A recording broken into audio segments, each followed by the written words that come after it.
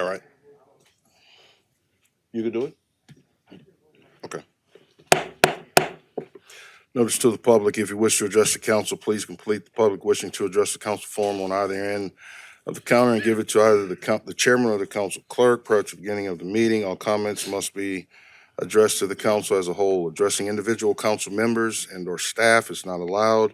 Speakers should be courteous in their choice of words and actions, and comments shall be limited to the issue and cannot involve individuals or staff-related matters.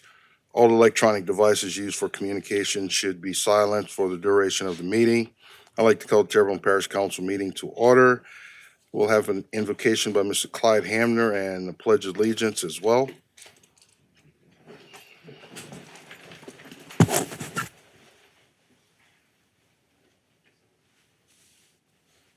Heavenly Father, we ask that you grant us your presence and grace in the deliberations that will take place this evening. We ask that you clearly help us to conduct our work in a civil and clear manner. Help us to work together to keep the good of Terrebonne Parish in mind. For these and other blessings, we give you thanks and praise. Amen. I pledge allegiance to the flag of the United States of America and to the republic for which it stands, one nation, under God, indivisible, with liberty and justice for all.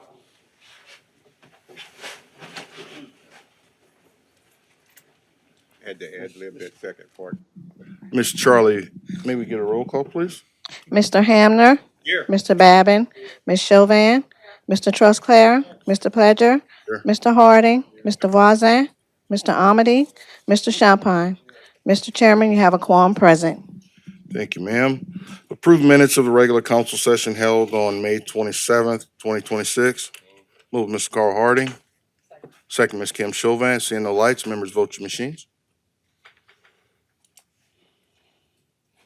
Votes 9-0, motion passes. Distribute the minutes of the regular council session held on June 10th, 2026. That's been done. Approve the accounts payable bill list for 6/15/2026 and 6/22/2026. Move, Mr. Carl Harding. Second, Mr. Clyde Hamner. Seeing no lights, members vote your machines.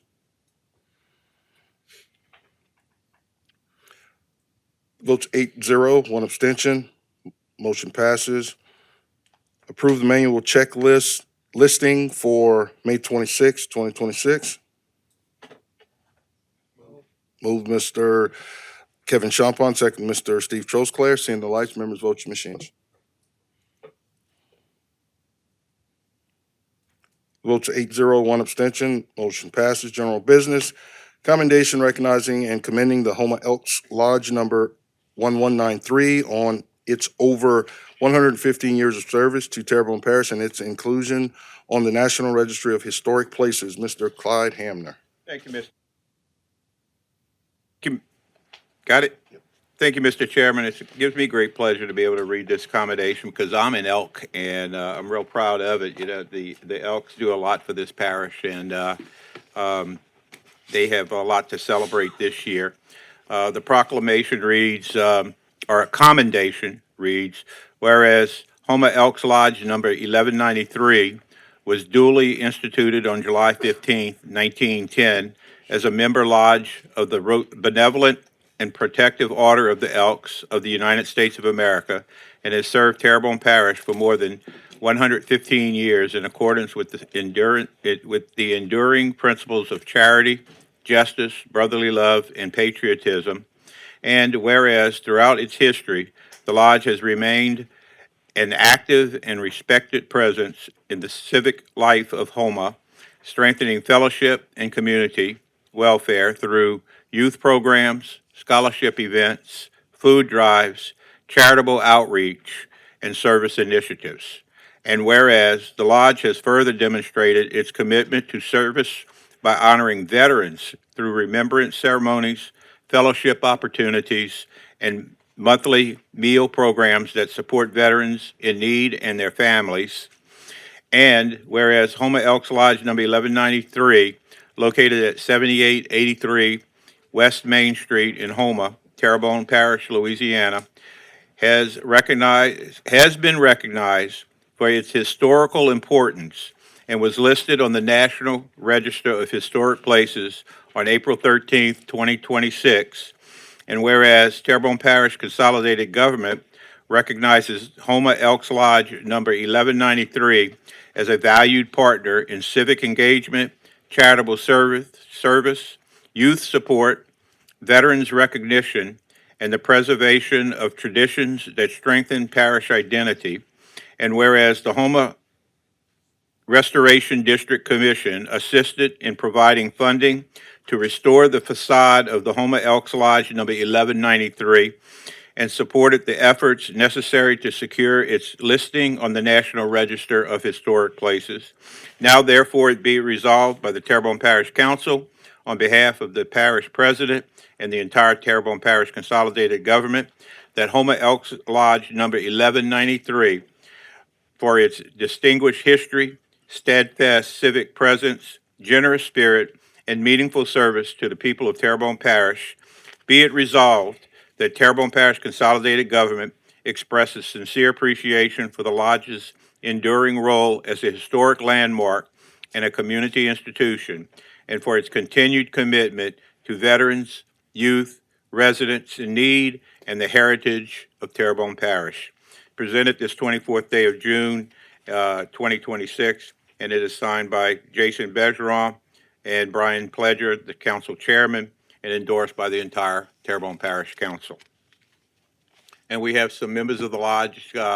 Please come up and say a few words.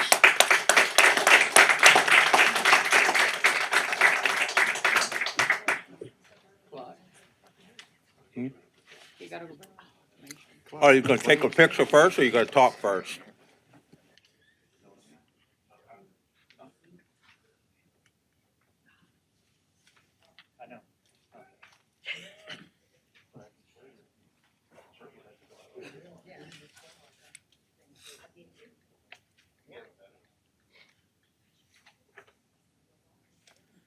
All right.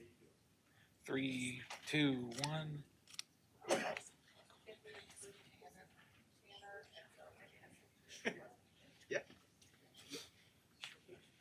You want help in here? Come on up if you need help. All right. 3, 2, 1.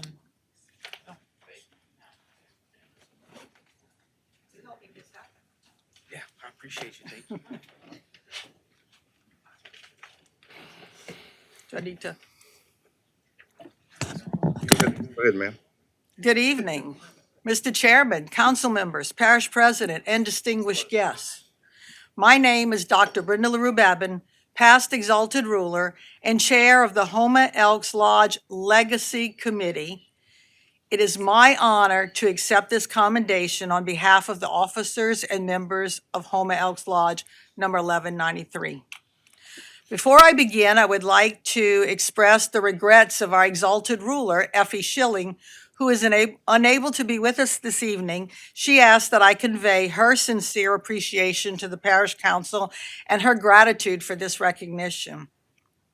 On behalf of our lodge, thank you to Terrebonne Parish Council for this commendation recognizing more than 115 years of service by the Homa Elks Lodge and our recent inclusion on the National Register of Historic Places.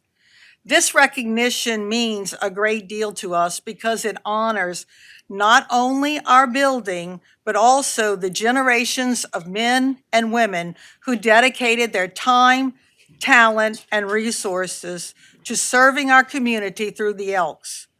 For over a century, our members have supported charitable causes, assisted veterans, promoted patriotism, provided scholarships, and worked to improve the quality of life throughout Terrebonne Parish. The listing of our lodge on the National Register of Historic Places is a significant milestone in our history. It ensures that an important piece of Homa's architecture and civic heritage will be recognized and preserved for future generations. Our building has witnessed more than a century of community history, and we are proud that its story is now part of our nation's historical record. And if you ever come to our building, you will see Every person who is an elk that passes, their names are engraved on plaques on our walls. And when you look at those plaques, you see the history of Houma right there in our building. This achievement would not have been possible without the assistance and encouragement of many people. We would especially like to thank the Houma Restoration District Commission, President Tanner McGee, for its commitment to preserving the historical character of downtown Houma and for financially supporting our efforts throughout this process. We would also like to recognize and thank Noah Leret, whose guidance, expertise, and dedication were instrumental in helping us navigate the process and bring this project to a successful conclusion. Noah's passion for preserving our local history has benefited not only our lodge, but the entire community. As we celebrate this recognition, we are reminded that historic preservation is about more than saving buildings. It is about preserving the stories, memories, and shared experiences that connect us to those who came before us and inspire those who will come after us. Thank you again for this honor and for recognizing the importance of preserving Terrebonne Parish's rich history and heritage. Before I conclude, I would like to invite everyone here to join us for our celebration week, our Heritage Celebration Week. That will take place July 15th through the 18th. It starts off with a ribbon cutting and open house on July 15th at 4 p.m. Yes, that is a parish council meeting night, but you can all come at 4 o'clock before the meeting for the ribbon cutting and the open house to view the building. On July 16th, we're going to have a Lady Elks Memorial Brunch. Before ladies were permitted to become members of the Elks, we had what was called the Lady Elks Association.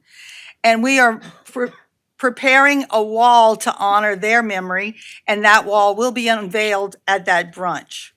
On July 17th, we will have the Past Exalted Rulers Memorial Recognition Luncheon, and that will be to honor all the past exalted rulers of the lodge. All of this culminating with the Legacy Gala, which will also honor Homa's golden age, the 1910s and the 1920s of Houma and all the things that happened at that time.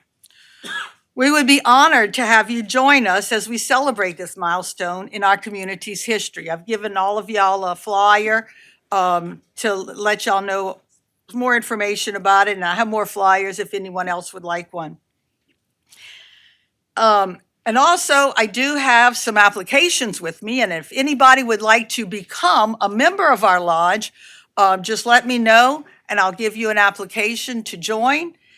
If you turn in the application before like next Monday, you can be part of our historic initiation ceremony that we will be having during our week. At this time, I would like to introduce other members of the Houma Elks Lodge. If y'all would all stand up, I'd like to introduce you. So here we have Kelly Rodrigue, Ernie Babin. You've already seen Clyde Hamner. Jason Vacheron, and Noah Leret. Thank you, and may God bless downtown Houma and Terrebonne Parish and all those who work to serve our community. Thank you.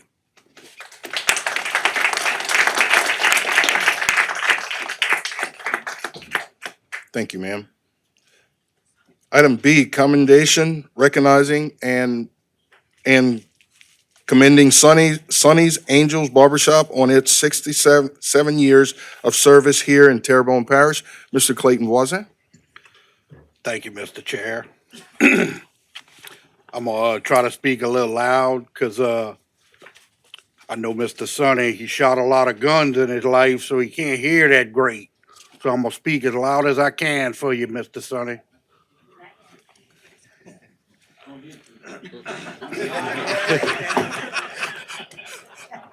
It's all my fault. I speak too low. I'm sorry. Whereas Sonny's Angels Barbershop, located at 355 South Van Avenue, has been providing barber services for all ages for over the past 67 years. And whereas Mr. Nolan Roddy Jr., better known as Uncle Sonny, originally opened his business on June 9th, 1959, where he worked as a barber from 1952 to 1994. And whereas by becoming a barber, Uncle Sonny followed in his father and grandfather's footsteps, with his father, Mr. Nolan Roddy Sr., serving as a barber from 1926 to 1964, and his grandfather, Mr. Sidney Roddy, serving as a barber from 1901 to 1924. And whereas Sonny's Angels Barbershop has been a mainstay in Terrebonne Parish since it was established, with many customers receiving their first haircuts and returning for other barber services for many years. And whereas Sonny's Angels Barbershop is currently managed by Miss Renee Rogers, who has worked as a barber for over 40 years and has been committed to maintaining the business and legacy established by her uncle. And whereas Terrebonne Parish wishes to recognize Uncle Sonny and Sonny's Angels Barbershop on their 67th anniversary as a great achievement and as part of a legacy of local area barbers reaching back 125 years. Now, therefore, be it resolved by the Terrebonne Parish Council on behalf of the parish president and the entire Terrebonne Parish Consolidated Government that Sonny's Angels Barbershop be hereby commended and their continued success as a local business and their enduring legacy as a cultural touchstone for many local and their families. Presented this day, the 24th of June, 2026. If y'all like to come up, we're going to present this to you.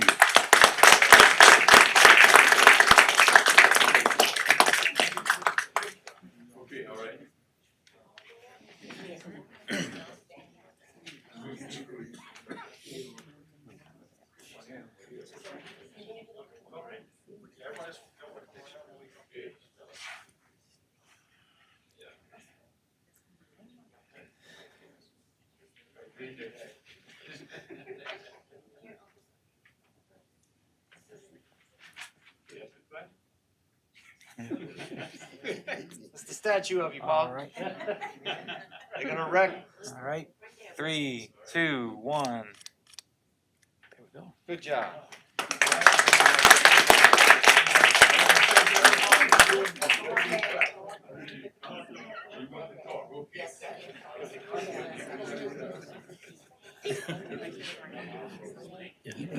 I want to thank everybody for all they've done here. I appreciate it, and I tell you what, the city has always did the right thing for me over the years, you know. And my grandfather was a barber, which he said a while ago, Sidney Roddy, and he started in 1901. My daddy started in the 30s, and he had the How to Duty barbershop on High Street. And then later on, I opened up the Sonny's Barbershop on South Van in 1959. So I was 27 years old then. So Renee took it over, and after I retired in 1994, okay? She took it over then. So she's been running it ever since. And that's my niece. That's my sister's daughter, okay? So it's all part of the Roddy family, okay? So right on down the line, we have over 100 years of Roddies that was barbers, you know, to serve the public here. And I tell you what, the public's been good to us. We did real good, all of us. And I did good with that barbershop over the years, you know. So I thank the city for all what y'all did for us. And Kim, I thank you for what you did for my apartments. I appreciate all y'all. Thank y'all.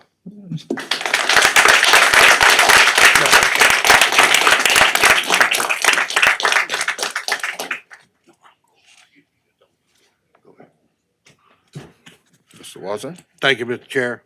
Yeah, I was very happy to do this, for the entire family and the staff, there. All the ladies that work there, it's a great place. So if you're looking for a haircut and you can't find the right one, that's a great place to, visit. Very friendly, very, Terrebonne Parish-like people. So, I'm sure y'all will love it. Thank you. Thank you, Mr. Wazan. I would just like to share from the chair, is the manager there now, the niece, which one's the niece? You? You have some very, very big shoes to fill, so good luck, onward to you guys. Hopefully you can be around another 100 years. Thank you. All right. Item C, presentation from GIS Engineering LLC regarding TPCG projects. Yeah. 1 second. Let him leave out.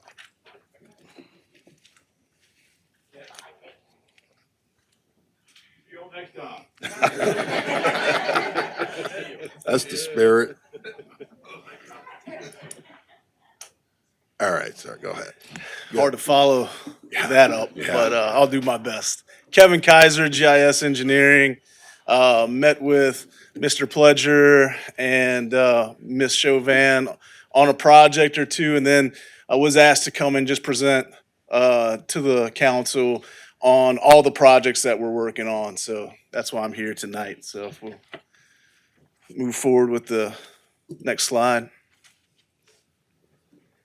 Oh, perfect.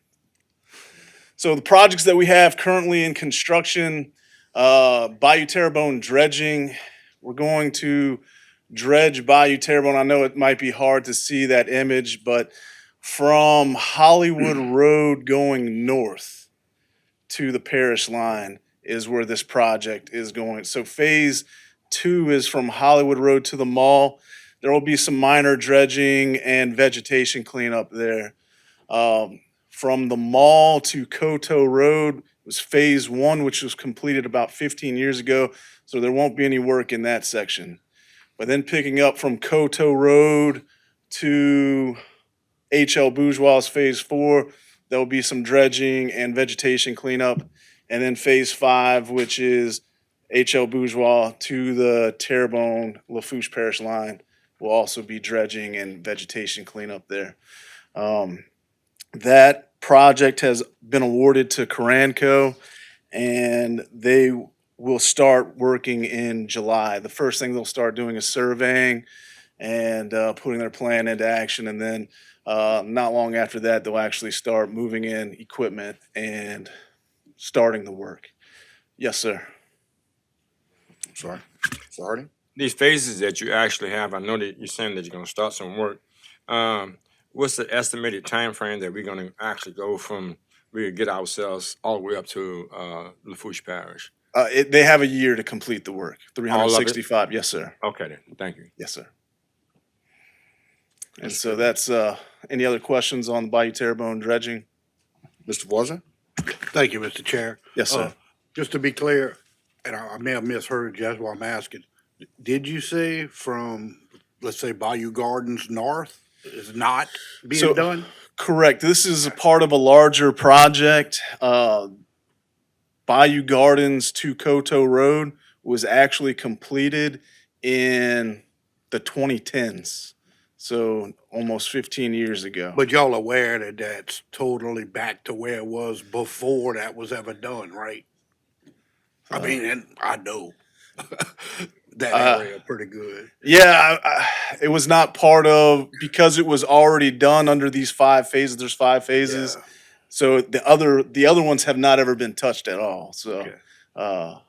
Okay, so that- I just want that's- to make sure. that's why that section is not currently in, but yes, over time, things do need to be maintenance. So, Yeah, it's back to where it was prior to it being done back yeah, then. yeah. It didn't last very long Yeah. because of the method of dredging that they used, in my opinion. Okay. But thank you very much. I Yes, sir. appreciate the info. Yes, sir. Absolutely. We'll move on to the next project that is partially in construction. It's got many phases, so part of it's still in design, and that's the Homa Power Plant. We're going to demolish that old steam power plant and rebuild it with a new 80 megawatt electric generation station by natural gas instead of steam. It'll be natural gas generators. The temporary generators are already there on Barrow Street producing electricity. That was phase one. The next phase is to demolish the existing building, station, everything there. We're gonna bring it to the ground. We actually open bids on that tomorrow. Phase three, which was done during phase two, was to actually purchase the generators, which are gonna take about 2 to 3 years to construct and deliver. And then phase four, before we can demolish the power plant, we have to get Mr. Sy and his group into a temporary trailer. That pad has already been built. Trailers are starting to move on the site, and they'll move their operations into those temporary trailers, and then we'll demolish the plant. And then the last phase is to construct the new generator plant, and we're about 50% in design. We're working with Jan Bacher, who is going to supply the generators, to make sure that we have the building built specifically for those generators and all the electrical runs and cables and everything. So it's a complex project. We'll have that design package complete near the end of the year, and then we'll go to advertise and bid on that as well. Okay. Any questions on that project? Mr. Trosclair? Yes, one quick question. On the phase three generator procurement. Yes, sir. It is, according to this, and I think you mentioned it, that we've already issued the bid, we've already awarded the Correct. bid. Yes. So when did you say they're gonna start construction? They're starting the design of them now. It's gonna take about 2 years for them to actually construct them and deliver them. They're coming from But Austria. they've actually started the design. Yes. Okay, I misunderstood. I thought you Yes. said. It's gonna be the start designing end. 2 years. The end of Yeah, probably. 2028 was when we'll receive the first couple, Right. and then about a month, we'll receive the rest of That's them. fine, thank you. Yes, sir. Okay. All right. And there's just a rendering of what the new generator station will look like, the control building on the front left, and then the actual generator plant a little bit in the distance behind the tall bushes.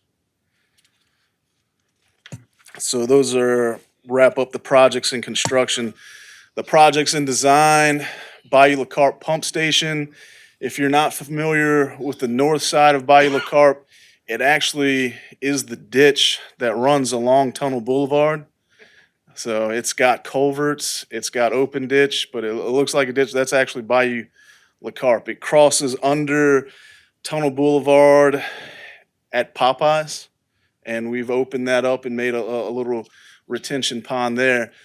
But this project, we're going to build a 200 CFS pump station with underground culverts that will lead from Bayou La Carpe. They'll cross under Tunnel Boulevard. They'll connect to the pond next to Popeyes, and underground work its all the way towards 311, and it will outlet into Little Bayou Black. That's how the pump station will work. It's about 80% complete in design. We've got most of the right-of-ways. We still need a little more right-of-ways. All the environmental permits have been obtained. The DOTD permits were obtained but expired. They only last for 6 months at a time. So when they expired and we went to get an extension, they said, don't get an extension until you're ready to go to construction, then request it and we'll give you the permits. So those won't take long to obtain, but that's where we're at on on the design and permits of Bayou La Carpe Pump Station. And here's again, I know it's busy and it's kind of hard to see, but the red lines on that drawing are underground culverts. So once they're installed, it'll just look like grass. And it'll add a bunch of underground storage for all of the rainwaters and storm waters that we receive. It'll gravity flow to the pump station, and then the pump station will force it into Little Bayou Black and then south towards the intercoastal waterway. Mr. Harding? Yes. Okay, so I'm looking at the map. You're almost where I'm at right now, all right? So that blue line right there, what does that blue line represent? So the darker line that goes to the right of the page Right. is an additive alternate. If we have enough money for the project, that will also be underground culverts that will connect towards Barataria Avenue along the old train railroad and into the pump station as well. Yeah, because I'm thinking now. You're saying Bayou La Carpe. Is that the same area that runs behind the police station also, or that's different? When it gets south of the project site that is shown, it goes through neighborhoods, and I'm not exactly sure where it goes. Okay, then. So see, where I'm at right now, because we have a concern, because when you get there where Popeyes is, Yes, on sir. Levron Street, that's Yes, where the sir. problem is. Right. And we've been actually waiting for this to actually take away a lot of flooding. Correct. Levron Street, Columbus Street, Morgan Street within that particular area, Lafayette. That's the goal of this project. Yes, Right. sir. Now, the other thing was also, there was supposed to be, like the car dealerships on the other end. Right. Yes, sir. We were supposed to actually reverse the flow of water from going up toward Bonanza. Correct. To have that to come back through, go to Little Bayou Black. Yeah, that's the intent of this project. Yes, sir. Okay, then. So we, hopefully we can get the money for that blue area right there, because that's the area that's actually seriously floods. Yeah. So the red lines will draw from what's flooding on Tunnel, and then that dark blue, almost black line just connects at a separate area, but it all connects into the Bayou La Carpe system. So that would just be another outlet. But yeah, we would like to put that in too. Absolutely, that's our goal. Okay, thank you. Thank you, Mr. Harding. Mr. Trusclair? Yes, quick question again. You mentioned that the culverts were gonna offer a substantial amount of Correct. retention area. What size culverts we putting in? So towards the Tunnel Boulevard, 60-inch diameter. By the time it gets closer to 311, 96 to 102-inch diameter. Thank you. Yes. Thank you, Mr. Trusclair. Mr. Babin? Yeah, the area that Carly was referring to, the Bayroy pump station picks up from that area and brings it to Bayroy, where it empties into the intercoastal down Yes, sir. Magnolia. That was a project that was done probably about 12 years ago, and that's the size of the culverts that were put in there. Right. This is gonna relieve some of that. Bayou La Carpe is underneath Morrison Home Care Center. Yeah. Is where it is. Okay, that was the old Bayou La Carpe. When I grew up in that area, Yes, we sir. used to ride our bikes through that, okay? Yes, So, but the Bayroy pump station cannot handle all the way to the car dealerships, okay? Right. So you have the M&L on one side and you have the Baroid on the other, Right. and this will hit the middle and Correct. it'll help it's a project that has been phased out for I guess good 20, 25 years. And this is one of the last pieces of that major. It was, as I remember, there were five points of interest of pump stations years ago. Correct. I That was believe done you're by, right on that. Providence GSE, so thank you. Yes, sir. Any further questions on this one? All right. Valhai extension, we're working to design this. So we'll extend Valhai from Savan Road north. It'll cross beneath Highway 90 and then turn and intersect with Highway 311 close to Fletcher Community College. We're not very far along in this one just because of the price tag on it. But we've completed the study and report phase. We're moving into preliminary design. Some of the next major steps that we have to do before we can move forward is to complete a DOTD TEPR analysis at the 311 future Valhai intersection.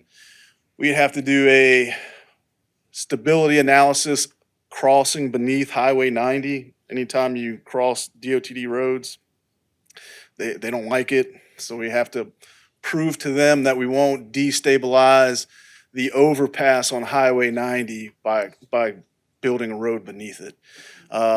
Then we have to obtain the right-of-ways and finalize the final route. And once the route's finalized, then we can start our environmental permits. So this project's it's a long lead item. It's going to take a while to build, but these are the proposed routes.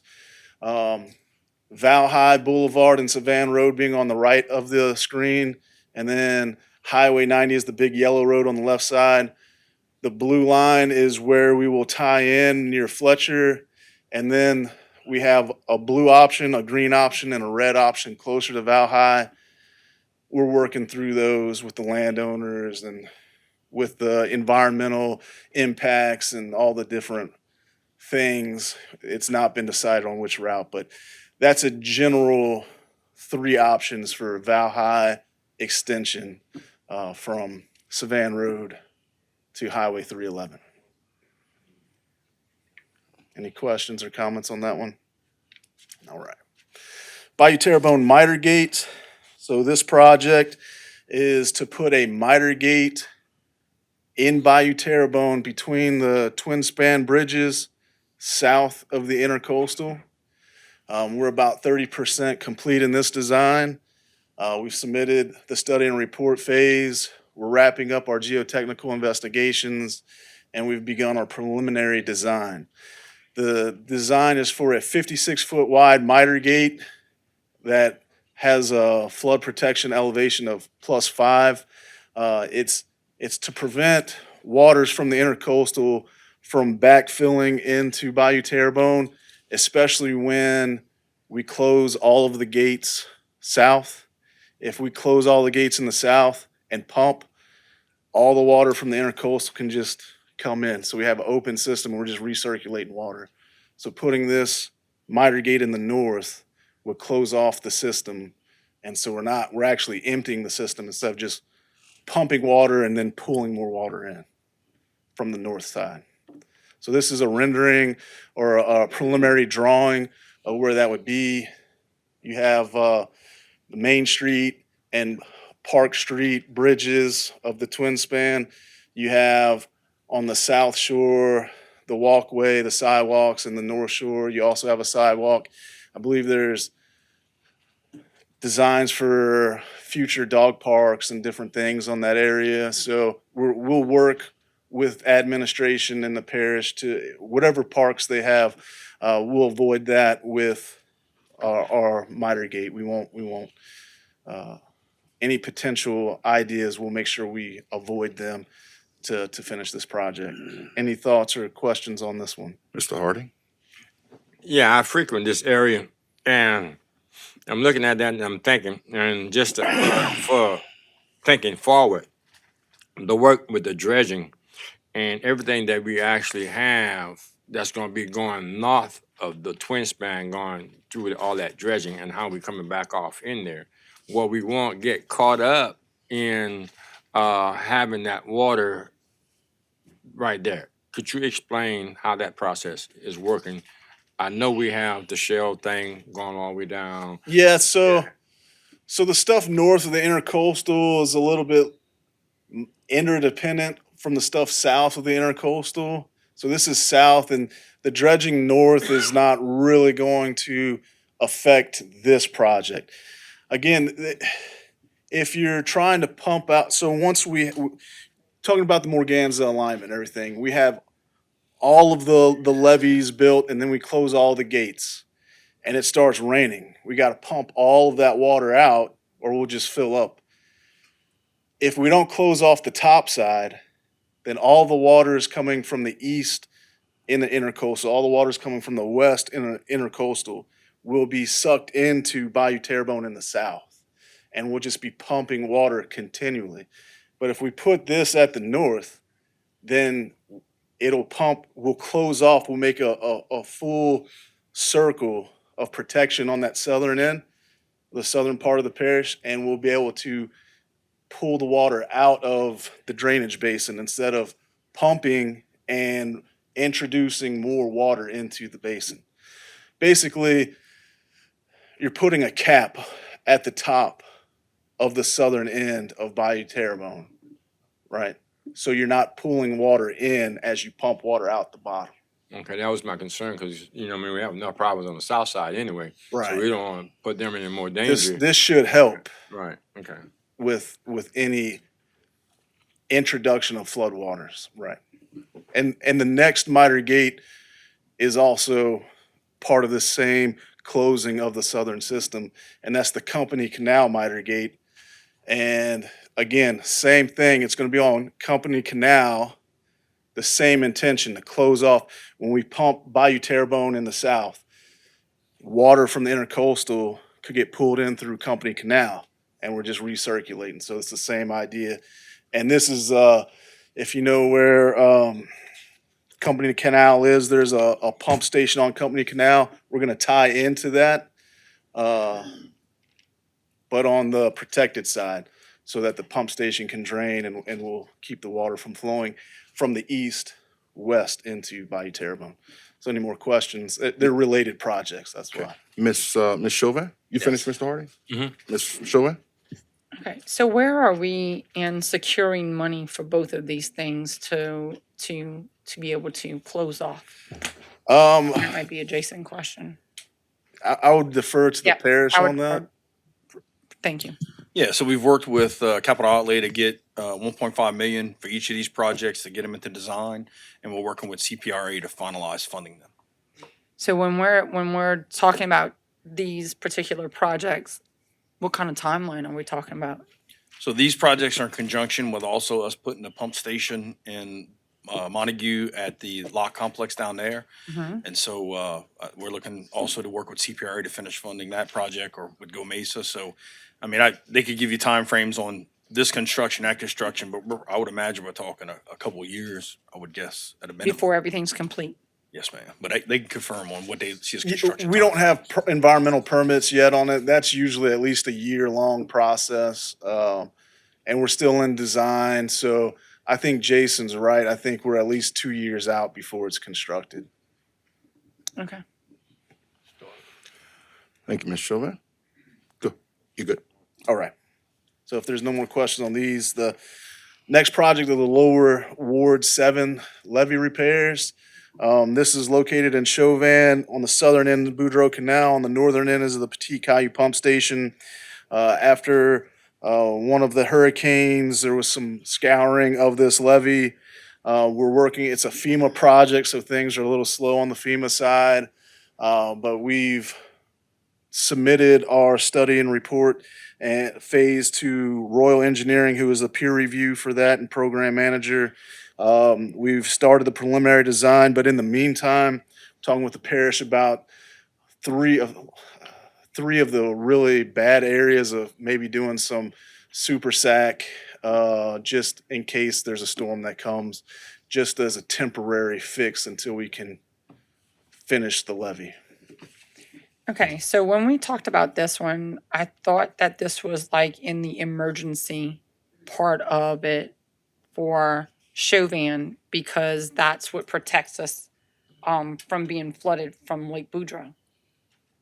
Or are we not in an emergency phase, or are we just gonna, because I mean, that's a concern of most of Chauvin right now, is that this levee is gonna break and then, So the emergency part is the super sacks that would, so like big sand, you don't really want that's to, FEMA's emergency plan? that's what we're pushing Okay. on. Their plan is to repair the levee to pre-storm conditions, but Correct. they're slow. Oh, no, I get it. My other concern is that I know that there is someone that owns land by Victory and wants to do a burrow pit. Yeah. that is really close to that, in which I'm about to have a fit over. Yeah. So, because that puts us in not a good position at where this is. But okay, that answers my question on that. Thank So you. to speed things up, we're trying that emergency option. I'm sorry, Jason. No, you're good. You're good. All right. I gotta talk about you. Any other comments or okay? So cell number 2. This is talking about the wastewater plant by Ashland. There's actually 3 large cells. Believe it or not, the wind will make waves on this wastewater pond, and that will scour and erode the levees. So this is to repair and armor and rearmor the levees that are containing the sewage water. And where the final design and plans of that are in final review from Royal Engineering. All the environmental permits are obtained for that, and we believe we'll be able to advertise that to bid next month in July. Mr. Trosclair? Yeah, quick question. Okay, you say we're re-armoring it, and I see you're looking at, can you go back on the slide one? Sorry. Okay, we using, articulated concrete mats and riprap. Was that what we armored them with before? Yeah, so FEMA's paying for this repair, yes, sir, and we have to go back with what we had there already. So it's a combination. Some areas will receive riprap, some areas will receive the concrete mats. I just have a hard time understanding how wind-driven waves in a pond would destroy riprap or concrete. But to me, that would almost be a permanent fix.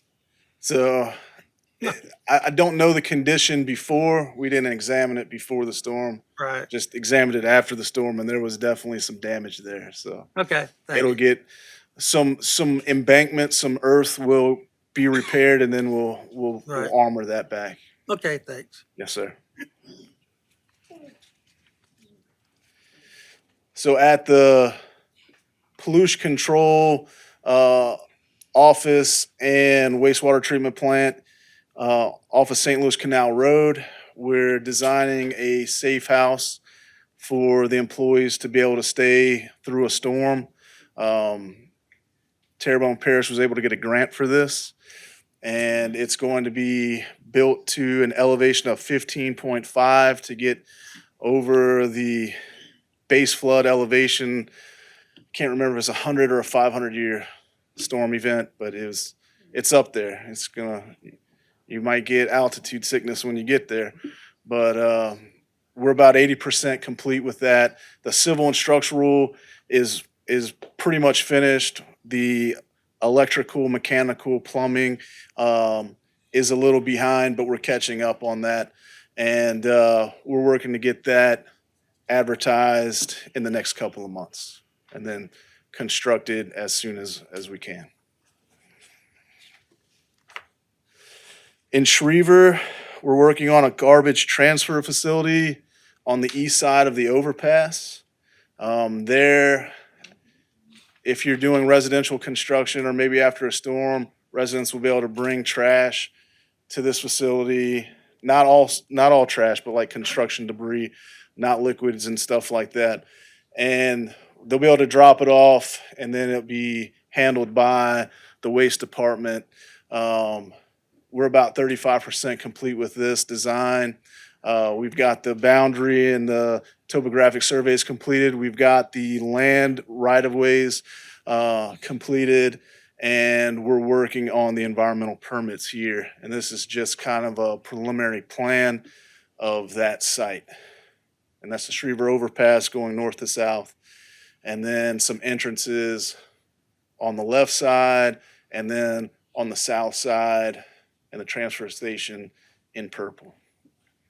Any thoughts, questions on this project?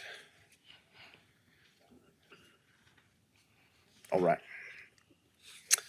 Next project is Activate the Bayous. It's a fishing pier in Dulac. We're about 50% complete on the fishing pier and the parking lot. surveys are completed. We haven't finished the property acquisition, but the abstractor is working on that, and the environmental permit drawings are being completed. Will be started and completed pretty quickly on this, and this is a rendering of that project.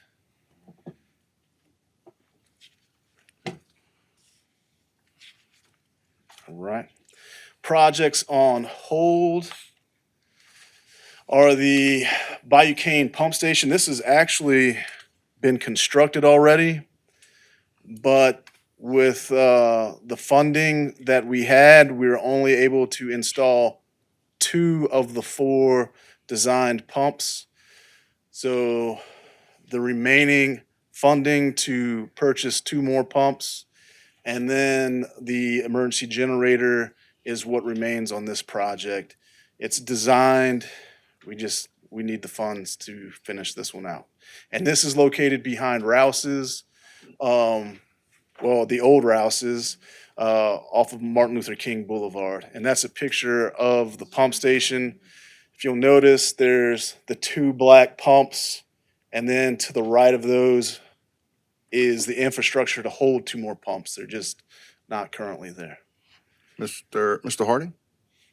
So with this pump, I know we have 4 pumps down. I think it's the Hanson, and they never run all of them at the same time. Yes, So sir. are we operational here, or are we just waiting for all 4 to come? So 2 of them can be operated, but we obviously 2 are not there.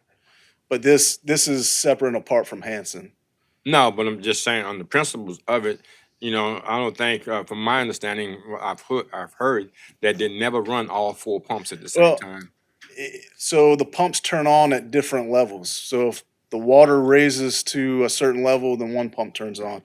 The water continues to raise, a second pump continues to raise, a third, and then it continues to raise. You don't need all 4 all the time. Sometimes you just need 1. Yeah, And then they cycle those to make sure that one doesn't get worn out. So that's why on the Hanson, not all 4 always run. Okay. All right. And it would be the same here. On a very big storm, you likely have 4 running. On a smaller storm, 1, 2, depends on the levels that the water raises to, determines how many pumps kick on. All right, thanks, Mr. Harding. Mr. Voisin? Thank you, Mr. Chair. Are y'all involved in the berming of the property at Yes, all sir. as well? That will Where be presented we at next. on that stage? So that also needs funds. The design is complete, and we need funds. Okay, thank you very much. Yes, sir. Mr. Amity? Thank you, Mr. Chair. So is this station active currently? Yes, All right, thank you. yes.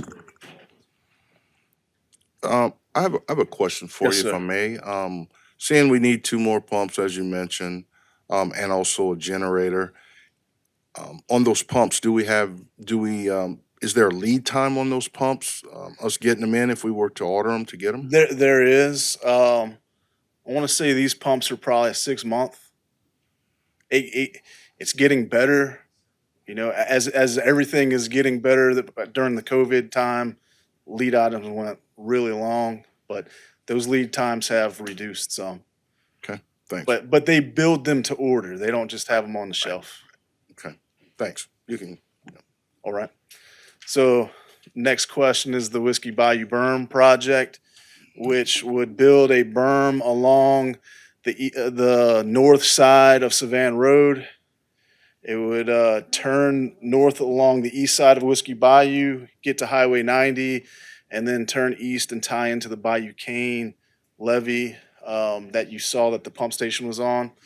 It will include 7 water control structures. So the idea is to pump water into that marsh swamp area, hold it until the surrounding systems can equalize, normalize, and then release the water out of that contained marsh swamp area back into Bayou Terrebonne, Whiskey Bayou. And that's why you have the water control structures.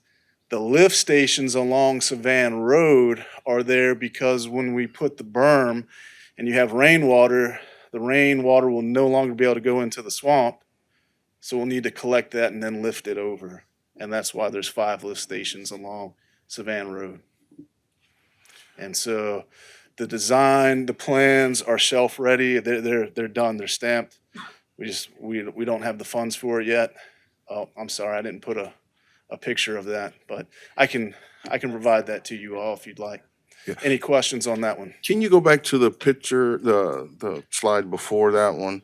So Savannah Road is at the top of the. Correct. You of can the- barely see it right, through the trees. Right, and that's where the lift stations are, correct? That's where they will be. That's where constructed. they will be. Yes, Okay, sir. all right. So I thought you said that they were If you- there. It's like, wait. If you drive along right now, what you'd see is some temporary pumps. Right, but I mean, they're pointless because I mean, if you don't have the berm there, I mean, okay, all right, we're good. Yes, sir. All right. And then Industrial Boulevard Pump Station, there's an existing 315 CFS pump station already there. The plan is to add an additional 400 CFS pump station next to it. We would not get rid of the existing. We would just add it next to it. The sump area would be increased. There would be a levee rerouted along Industrial Boulevard. All of that needs to happen in this design. We're in preliminary design. We have not started the permits yet. We've sent letters to CPRA asking for additional funding, and we have updated, or we're working to update that cost estimate. But this is kind of a rendering of what you'd see. The pump station next to the existing pump station and the discharge pipes south of that. That red grid area would be excavated so we could get more water into that area and be a sump area for the pump to intake and then discharge out. I'm sorry, Ms. Chauvin. Oh, I'm sorry. Go ahead, Kim. I'm sorry. Okay, I'm gonna have a good bit of questions. So Jason, I would ask that you would, like the conversation that we had, that we could have an understanding, or not understanding, but that you could give an overlay of what's going on with this, so that the people in, I call it Acadian subdivision, but from South Van all the way to Industrial would understand what's going on, because there's a lot of questions as to why it's taking so long, on the back side of it, where that water that some of those people got in their house would have possibly not been there with this pump. But could you give, Yeah, and I think I was gonna, reason why I hit my light on to kind of go back to the pumps in Savannah real quick before I forget. They have little berms and we have temporary pumps that pump that water out. And one of those pumps had an issue. I actually drove by, the guy was working on it. So Savannah got some water on it this past Saturday. And that's usually why, and those pumps usually keep that water off just to share. And as you go through all these projects, the berm, for example, is an HMGP and a CDBGDR project, right? A lot of these projects, like Industrial Boulevard Pump Station, started as capital outlay. okay, We've had the conversations about capital outlay where we've had 20 projects and we've had 5 or 6 projects with a little bit funding left to go. And so with CPRA working through pumps now, we've definitely been working to transition most, if not all, these projects to CPRA for funding. And in this particular case right here, they did bring us $5 million for funding. The problem with their funding is it doesn't cover engineering. So when you look at the fact that at one point we had an OPC, and I could pull it up, I think it was somewhere around 8.4, 9.4 million. The OPC that they gave us last week is now 12.4, 12.2. And so in that situation, looking to go back to capital outlay. Now, we have the permit that we're working on, that's 40,000, that's gonna take a year to get going. And so us working to get the engineering funding, and again, working through capital outlay and other opportunities to get that funding. And having, with a few of these projects, it's when the funding's needed or when the funding hits that we have the opportunity to work through multiple years of funding at a parish level, a capital outlay level, at CPRA's level, and everything else. And so, again, we're proceeding, we're getting the permit done on this project. Noah and I have been chatting along with our Public Works Department. There are 3 detention ponds, one being right here at the across the Industrial Boulevard from where this pump station is. We have a partial one that is going to be expanded out further.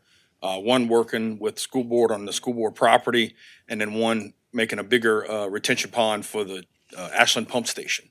And so we know that those projects will help give us more place to hold water as we go through and get this project, finished design and get it online. Okay, so question, you've already started the permitting process? Yes, we've been we're gonna- working through to pull the trigger to get with those guys. Probably got to put the contract together. Y'all have to approve it, those kind of things. Okay, And so, yeah, we're proceeding, we're getting the permit going with the fact that we know it's gonna take a year to get it. Now, when you look at, why didn't we get the permit before? Well, until CPRA reaches out to us in June, which doesn't become official till the end of this month, that the funding's gonna be there, then without having that funding, you really look at the process saying, well, do I spend 40,000 on a permit for a project that's not fully funded yet? so you're waiting to the end of this month to get back with CPRA to confirm the dollars to where you can pull the trigger on the 40,000 for the permits? No, we're gonna be moving forward with the permit for the 40,000 with them sending me a document that we're gonna happen. It doesn't become active, so Okay. the bill passed that's in it. Their fiscal year don't start till July, so Okay. any funding that it does become available is not really recognized until then. But we are looking to push forward with the permit with all that being said. Okay, all right, thank you. I won't say nothing. I'm happy. We'll keep moving. I appreciate that. It's a joy to work for the parish, and we live in the parish, so all these projects are, near and dear to our hearts. I live close to many of these, so I like to see them go through as well. Absolutely, absolutely. So with that being said, if no one else has anything else, we do appreciate the update and all that GIS and you guys do for the parish, and we thank you. Yes, sir. All right? All right, thank you. Thanks. Motion to go into 6:30 public hearing, Mr. John Amity, second by Ms. Kim Chauvin. Seeing the lights, members vote your machines.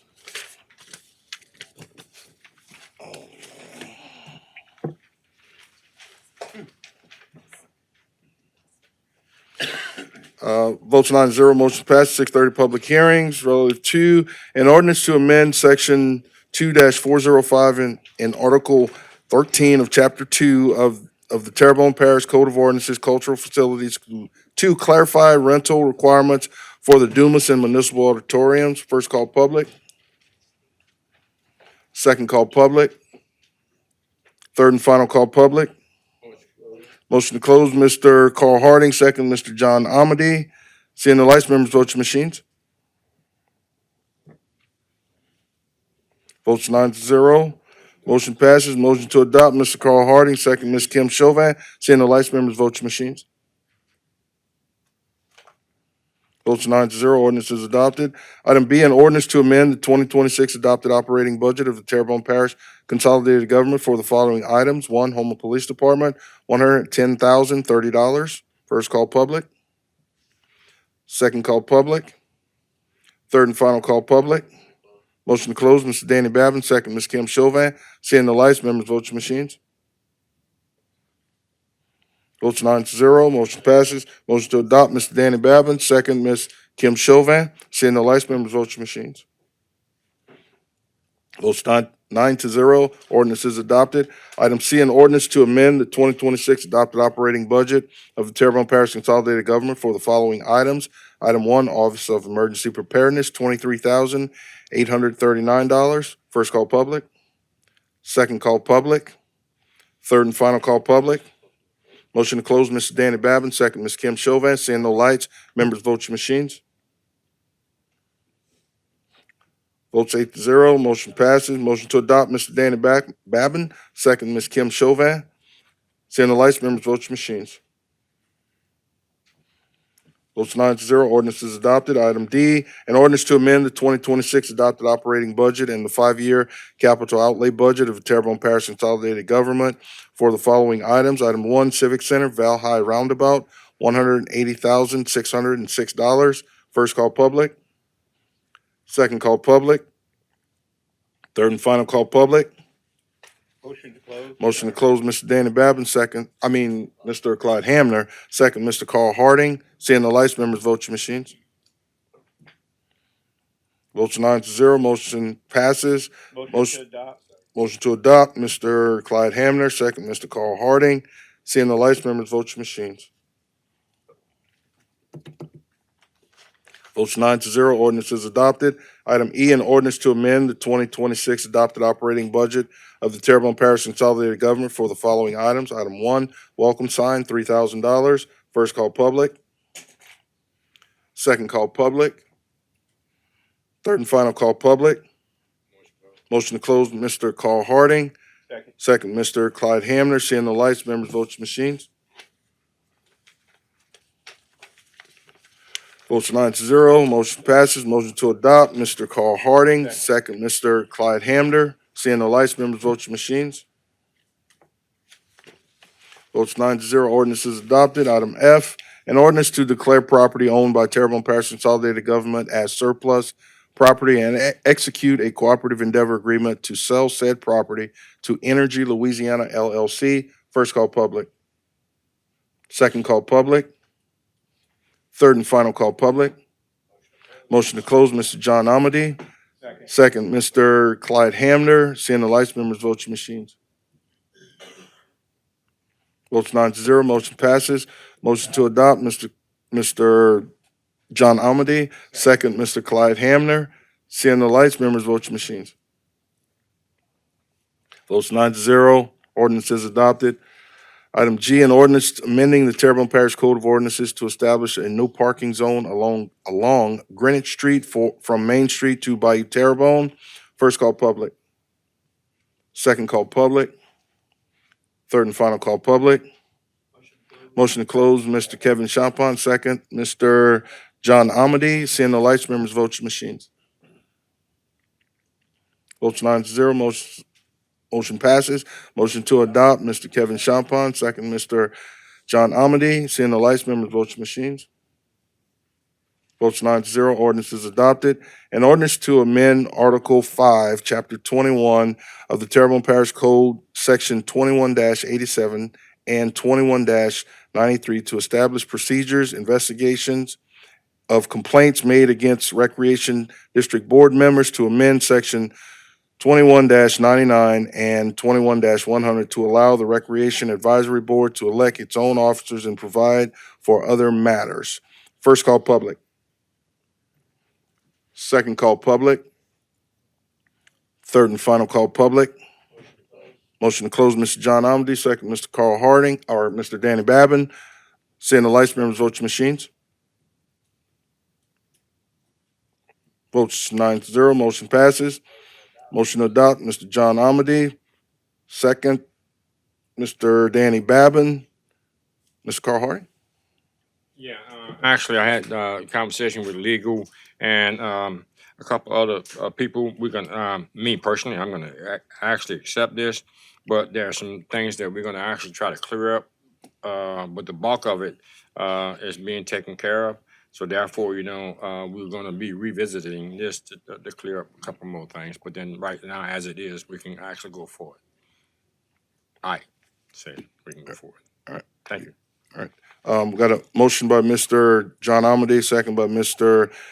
Danny Babin. Members, vote your machines.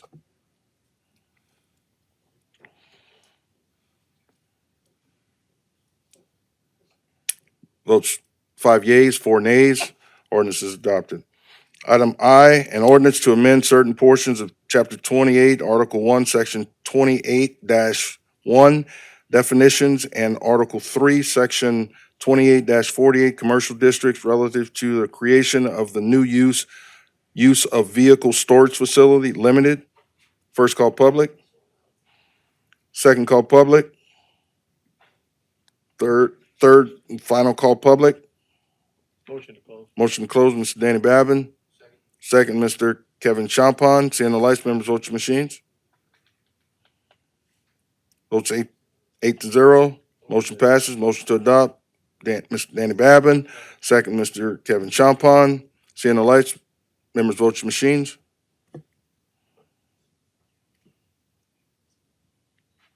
Votes 8-0. Ordinance is adopted. An ordinance to amend certain portions of Chapter 28, Article 9, Section 28-178, Board of Adjustments relative to powers of the board. First call public. Second call public. Third and final call public. Motion to close, Mr. Danny Babin. Second, Mr. Clyde Hamner. Seeing the lights, members vote your machines. Votes 8-0, motion passes. Motion to adopt, Mr. Danny Babin. Second, Mr. Clyde. members vote your machines.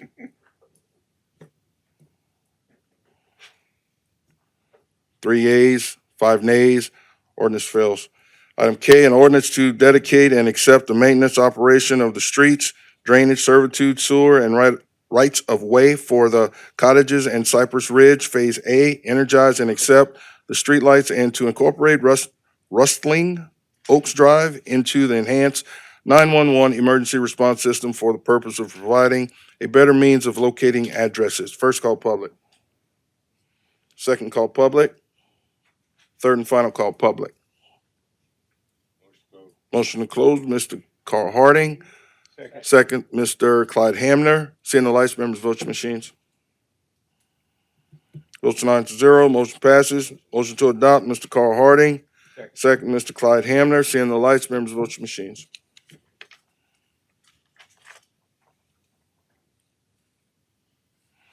Vote 7 yeas, 1 nay. Ordinance is adopted. Motion to go back in regular order by Mr. John Amity. Second, Mr. Carl Harding. Seeing the lights, members vote your machines. Votes 9-0, back in regular order.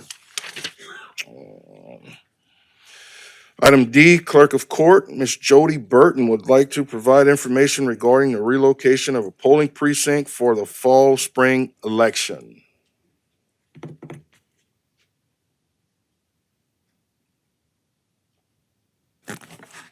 Good evening. Thank y'all for having me here tonight. My office was notified by the staff at the East Houma Branch Library that they're going to begin some major renovations on the library starting in July. She indicated that this project is going to be ongoing for about a year. That's what they're estimating, and this is a designated voting precinct. We have 3 precincts located in the library currently: Precinct 38, Precinct 41, and Precinct 81. I have reached out to the council members who represent those districts. I'm very grateful to the library staff for having notified us early in this process. It will not affect Saturday's election. It's going to affect the elections scheduled for the fall, which is November 3rd and December 12th. It will also affect the spring elections for next year of April 17th and May 29th of 2027. We would ask the council to temporarily relocate those 3 precincts to the cafeteria at Oak Lawn Junior High, which is already a certified voting precinct, and it is large enough to accommodate the relocation of those 3 precincts.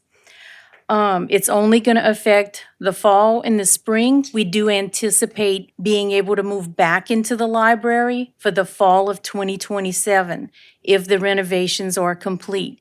She did mention there were going to be intermittent closures of the library during this time period, and it was really going to be impossible for us to use it as a voting precinct.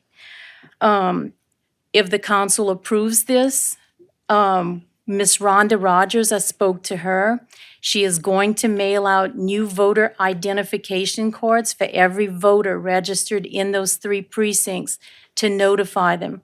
And because it's so early, we have several means of reaching these voters to let them know that it's going to change for the fall and the spring in those 2 election cycles coming up. As a reminder, this Saturday, the Municipal Auditorium has been relocated as a voting precinct, which houses precincts 94 and 95. It's moving to the West Houma Recreation Center. The Casey Hall in Dulac, which is housing precinct 53, still has their plumbing issues. They're working on it. We've relocated them again to Grand Caillou Middle. And Dumas Auditorium, which houses precinct 48, will be relocated to Houma Junior High School just for the June 27th election. Those 3 precincts are moving back to their normal locations in the fall. It's just for this one. So we wanted to approach the council early to where we had enough time to get to these voters to let them know about the relocation of the East Homa Branch Library for the fall and the spring of 2027. If you have any questions, I'd be happy to answer them. I do have one, Ms. Burton, and since the East Homa Branch Library won't be affected for the election on the 27th, That's correct.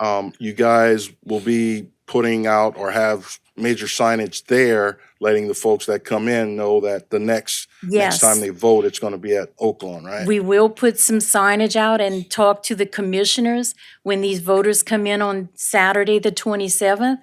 We're going to tell them, you're going to be relocating to the cafeteria at Oaklawn for the fall and the spring of 2027. So we're going to try and reach as many people as we can with that. Absolutely. Well, we don't have any other questions, and thanks for all that you do in informing the public, and also that goes for you working closely with Ms. Rogers too as well at the Registrar Voters Office. But thank you and your staff and your crew for all that you guys do. Thank y'all. Thank you. All right.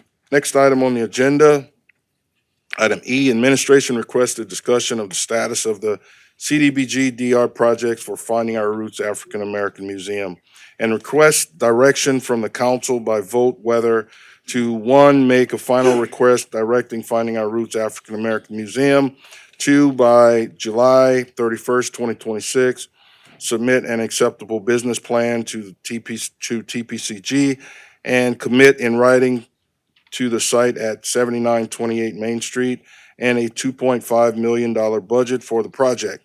And by August 14th, 2026, execute a subrecipient agreement satisfactory to TPCG, failure of which result in all funds being reallocated to other CDBG DR projects, or two, prepare and submit the necessary application and budget amendments to reallocate all funds for this project to other CDBG DR projects.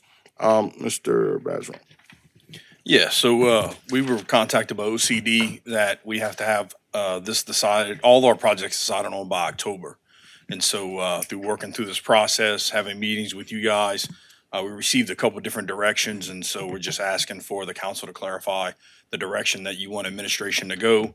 Again, number one, sending a letter and giving a final notice to the Finding Our Roots African American Museum, or two, if you vote on number two, which would be for us to bring back to the council the projects can use this funding if we do not put it towards the Finding Our Roots African American Museum. So that's what we're asking for tonight, to give us a direction which way to go, and we'll go from there.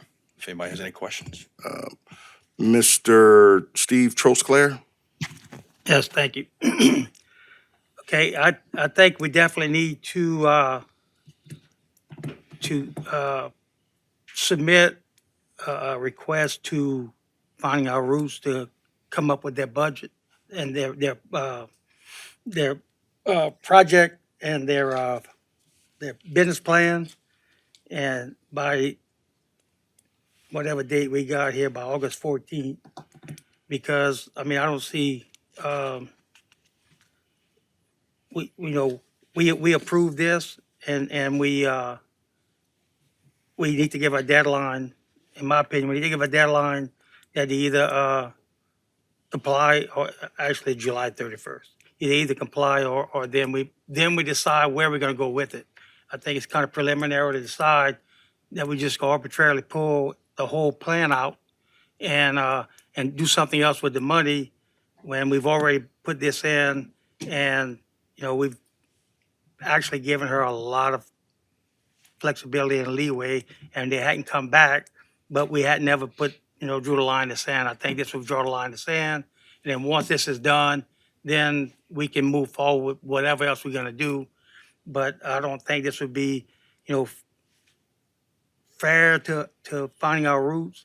Wouldn't be fair to Martin and the deal he's got going on to just arbitrarily pull it out now and say we're gonna do something else with it. We need to establish a line in the sand.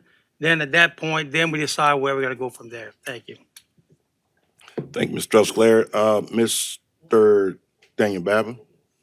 Yeah, how long have we been going on with this now? It's over a year. Yeah, it's been over a If year. you can just, Yeah, I mean, I know it was voted on to give her the $1 million right after I got in office, and so Right. since that time frame, we've been working through, whether it was a building downtown or first building, second building. So again, with us getting the request from OCD that we have to have everything turned in, ready to go by October, that's what we're looking for direction from the and you council. know, in the meeting that we all met with you at, 2 or 3 of us at a time, never a quorum, it was mentioned that 5 projects could benefit from this, correct? If we in fact decide to move this money from, and that is our decision as a council, to move this from the Finding Our Roots Museum, this will benefit 5 other projects that we have in this parish.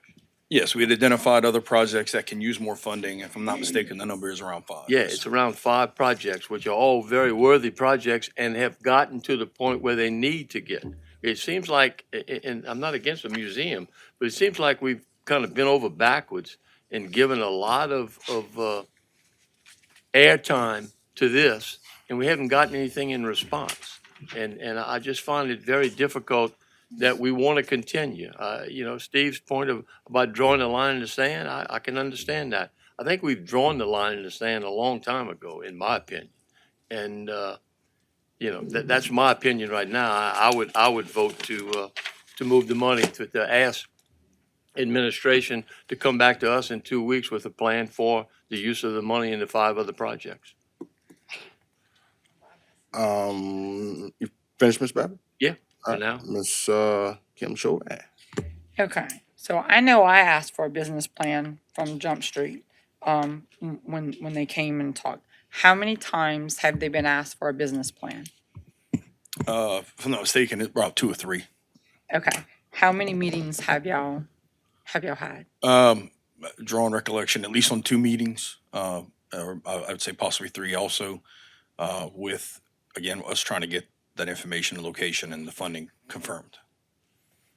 Okay, so, I'm looking at this, and then when we met and we discussed the other projects, I'm looking at the other projects as they're gonna provide a greater parish-wide benefit for the whole of Terrebonne Parish. So I would like to make a motion, I move that the council reallocate all CBDG DR funds designated for the Finding Our Roots African American Museum project to the 5 Resiliency Center projects, as they will provide greater parish-wide benefit by enhancing emergency preparedness, shelter capacity, access to critical services, and long-term resilience, while serving a significantly larger portion of our community. I'll second that.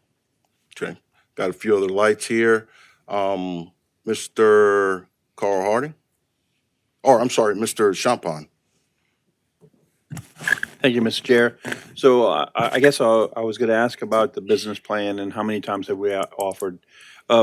Has the process been explained to Finding Our Roots about how to, the things that the parish needs to get the funding for her, and all the, I guess, everything's that she needs to do to get this over the line? Yes, sir. And in fact, we even included OCD in these conversations. I can tell you at one point, Finding Our Roots asked OCD to pull us out of the process, which is this parish funding. And then the recent request that we made for this information came back with trying to get OCD to mediate this process. And through conversations with OCD says they provide the money to us and they do not get involved in that process. Thank you. Mr. Harding? Above and beyond the motion in the second, my comment number 1, if there was to be a check written today, the check would be for 0. And that check would be for 0 because consolidated government have not drawn a request for a particular building. That was my understanding. We were talking about $4.5 million. That was the original figure that we have. Of course, Mr. Bergeron had made mention of $1 million when he first came into the administration. I'm supporting what we actually went from the, I would assume the first location to the second location. I'm supporting that.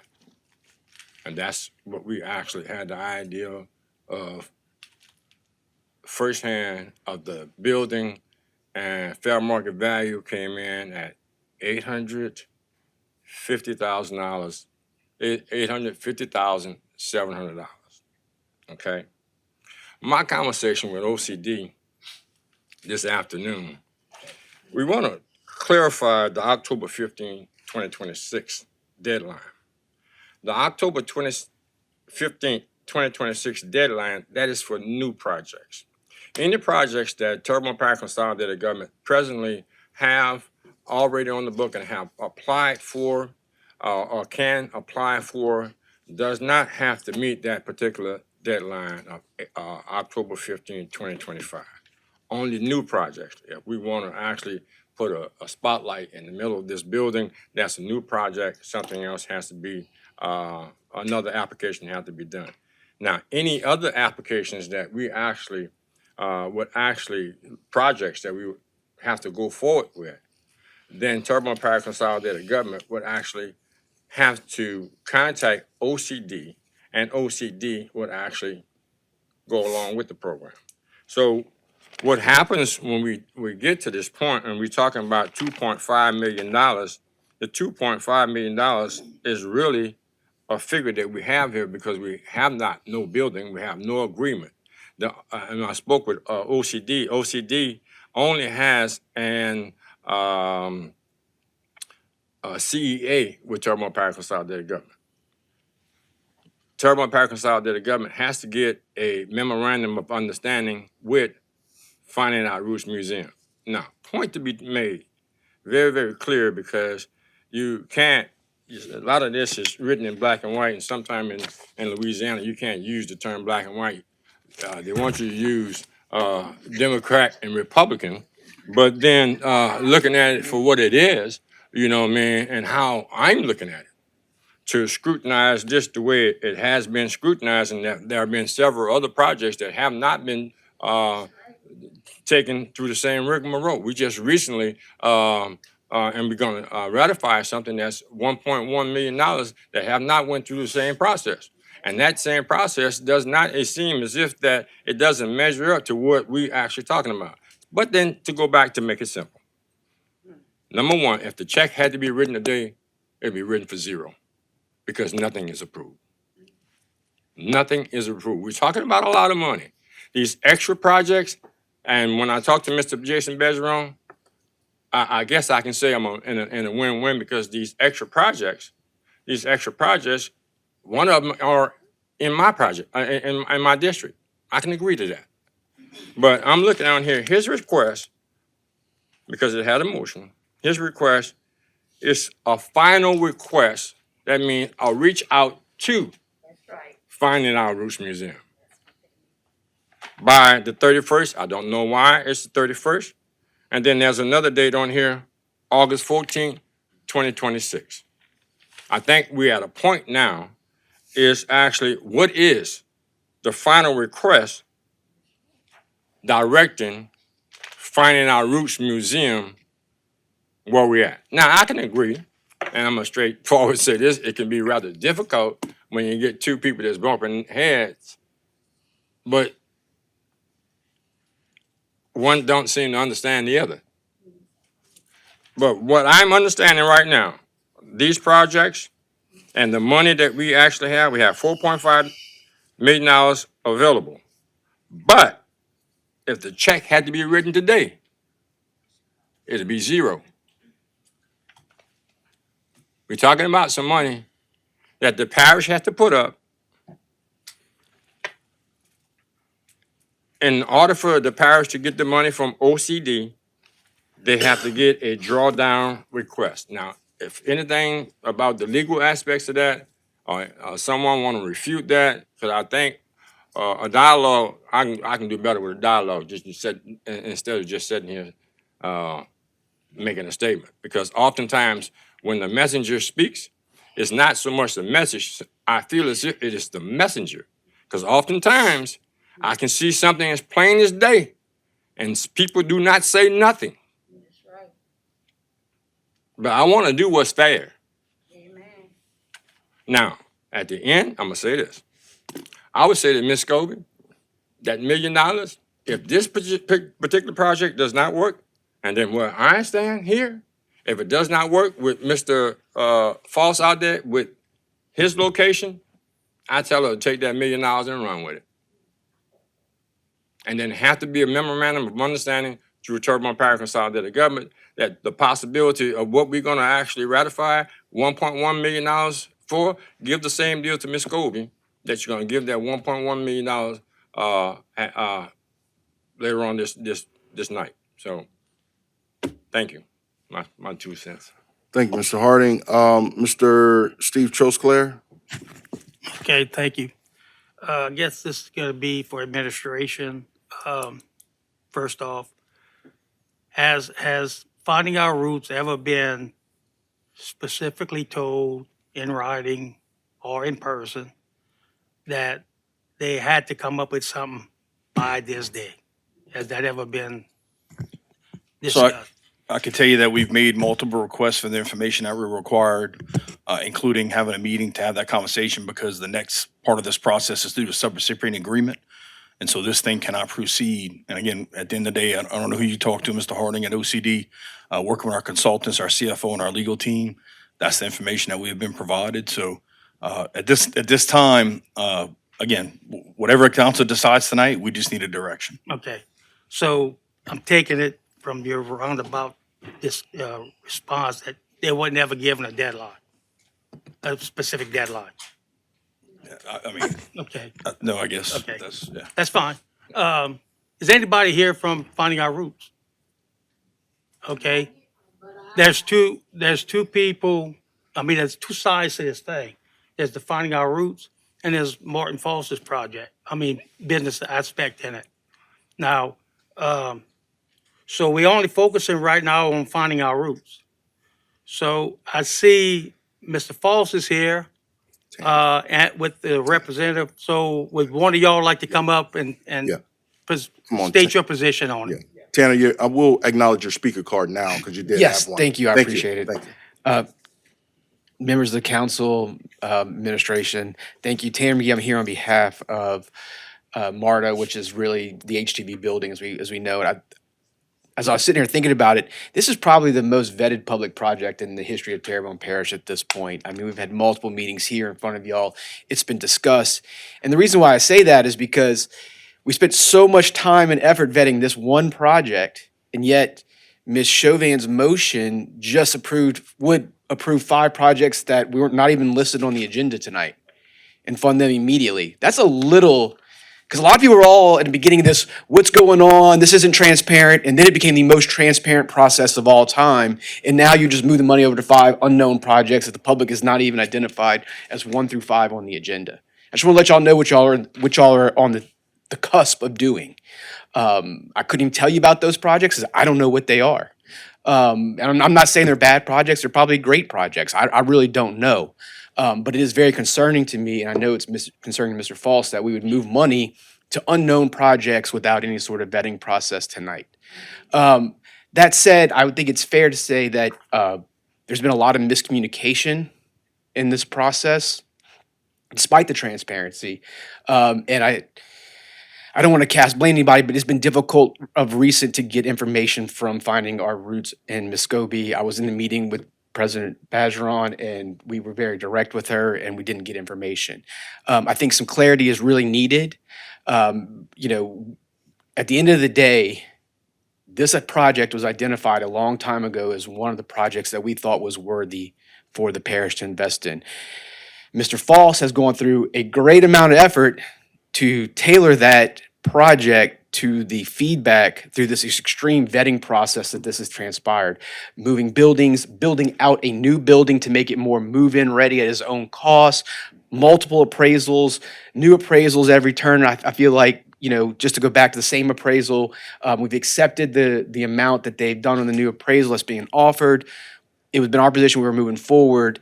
And it's really our position that the project is not even necessary with Finding Our Roots. It's necessary with a I'm not good at saying that word. I'm gonna call him a vendor. I like saying vendor.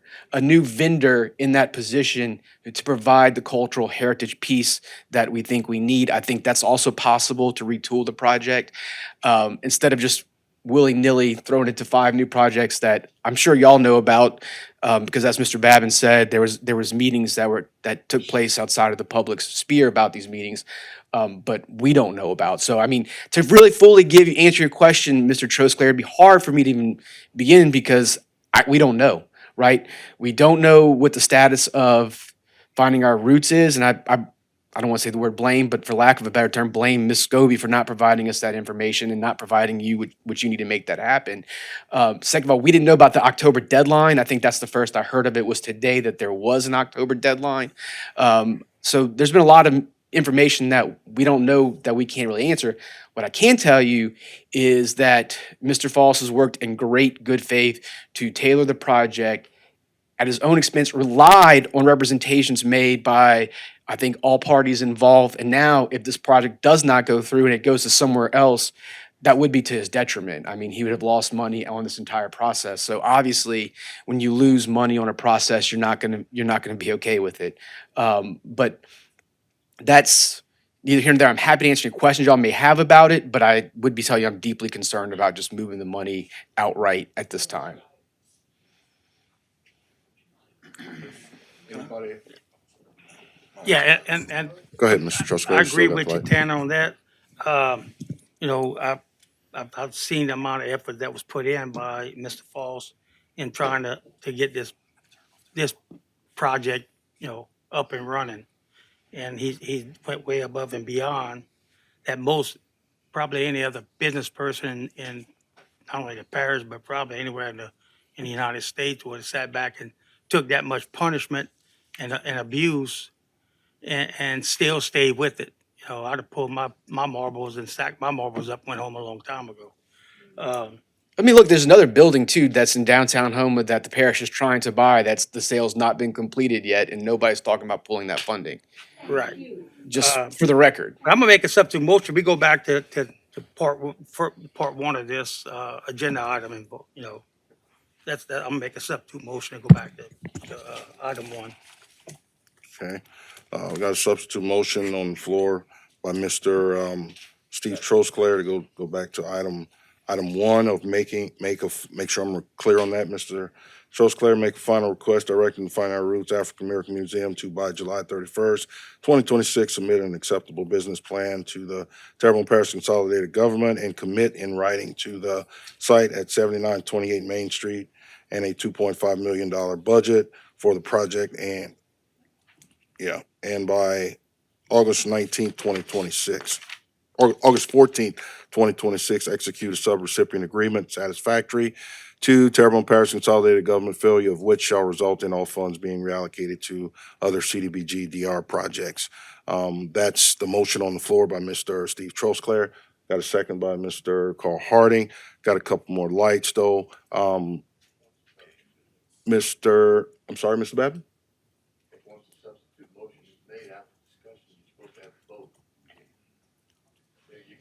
Go ahead, Jason.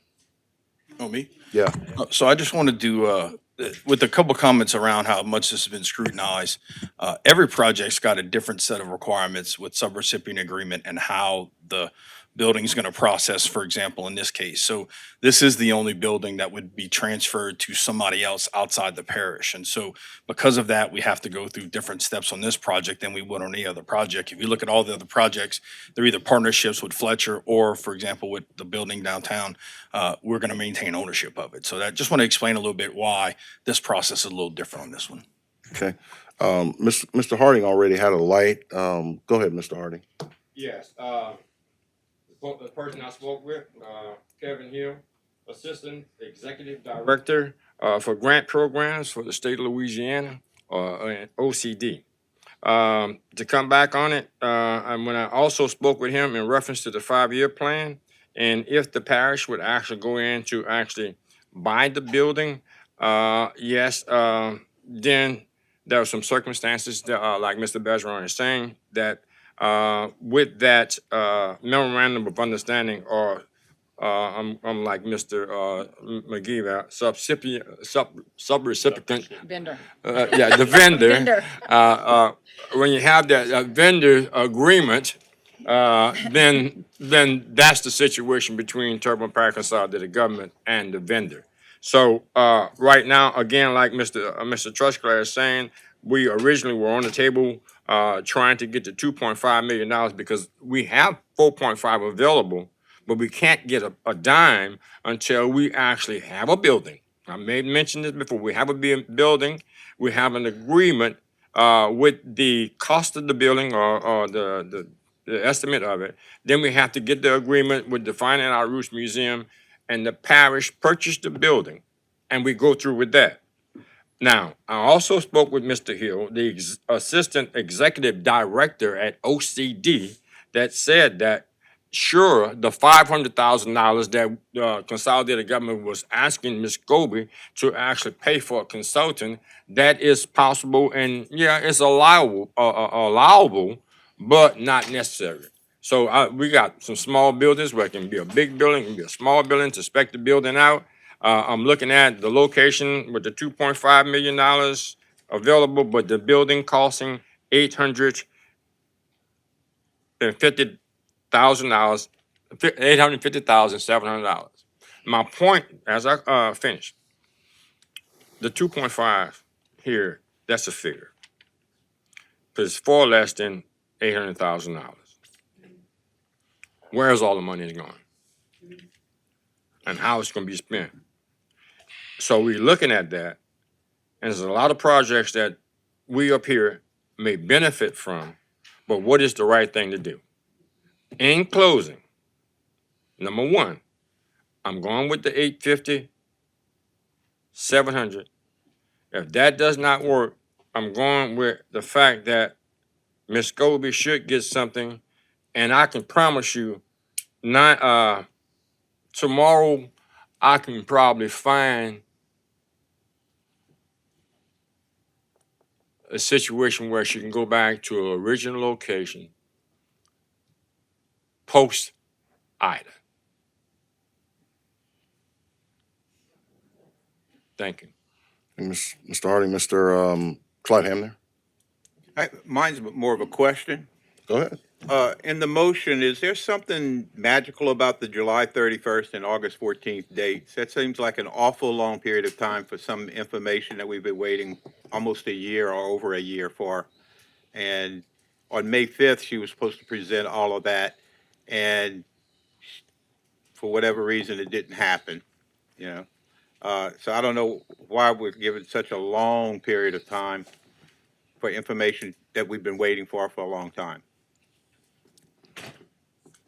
That's my question. Need light. Okay. That was from the meeting we had with some council members that when we looked at working our way backwards from the October date, that was a date that they felt and working with the administration that said, if we're going to do a final offer, we wouldn't do it any later than this. So there's nothing, yeah, so it doesn't have to, it could be earlier than July 31st. Yes, sir. That's my problem with the motion, is that we got to wait over a month to get what we've been waiting for a long time.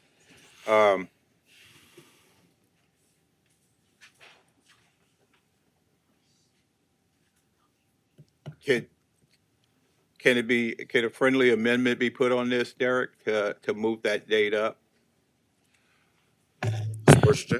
So the current amended motion is the July 31st and August 14th. I mean, if the original movement wants to change the date, but if not, you would need an amended motion to, Yes or no? amend the motion to amend the motion. I would say no, unless Mr. Trosclair, who I believe made the amended motion, wants to change the date. I would say that you would vote on his motion, amended motion. Okay. And you finished, Mr. Hamner? I'm sorry.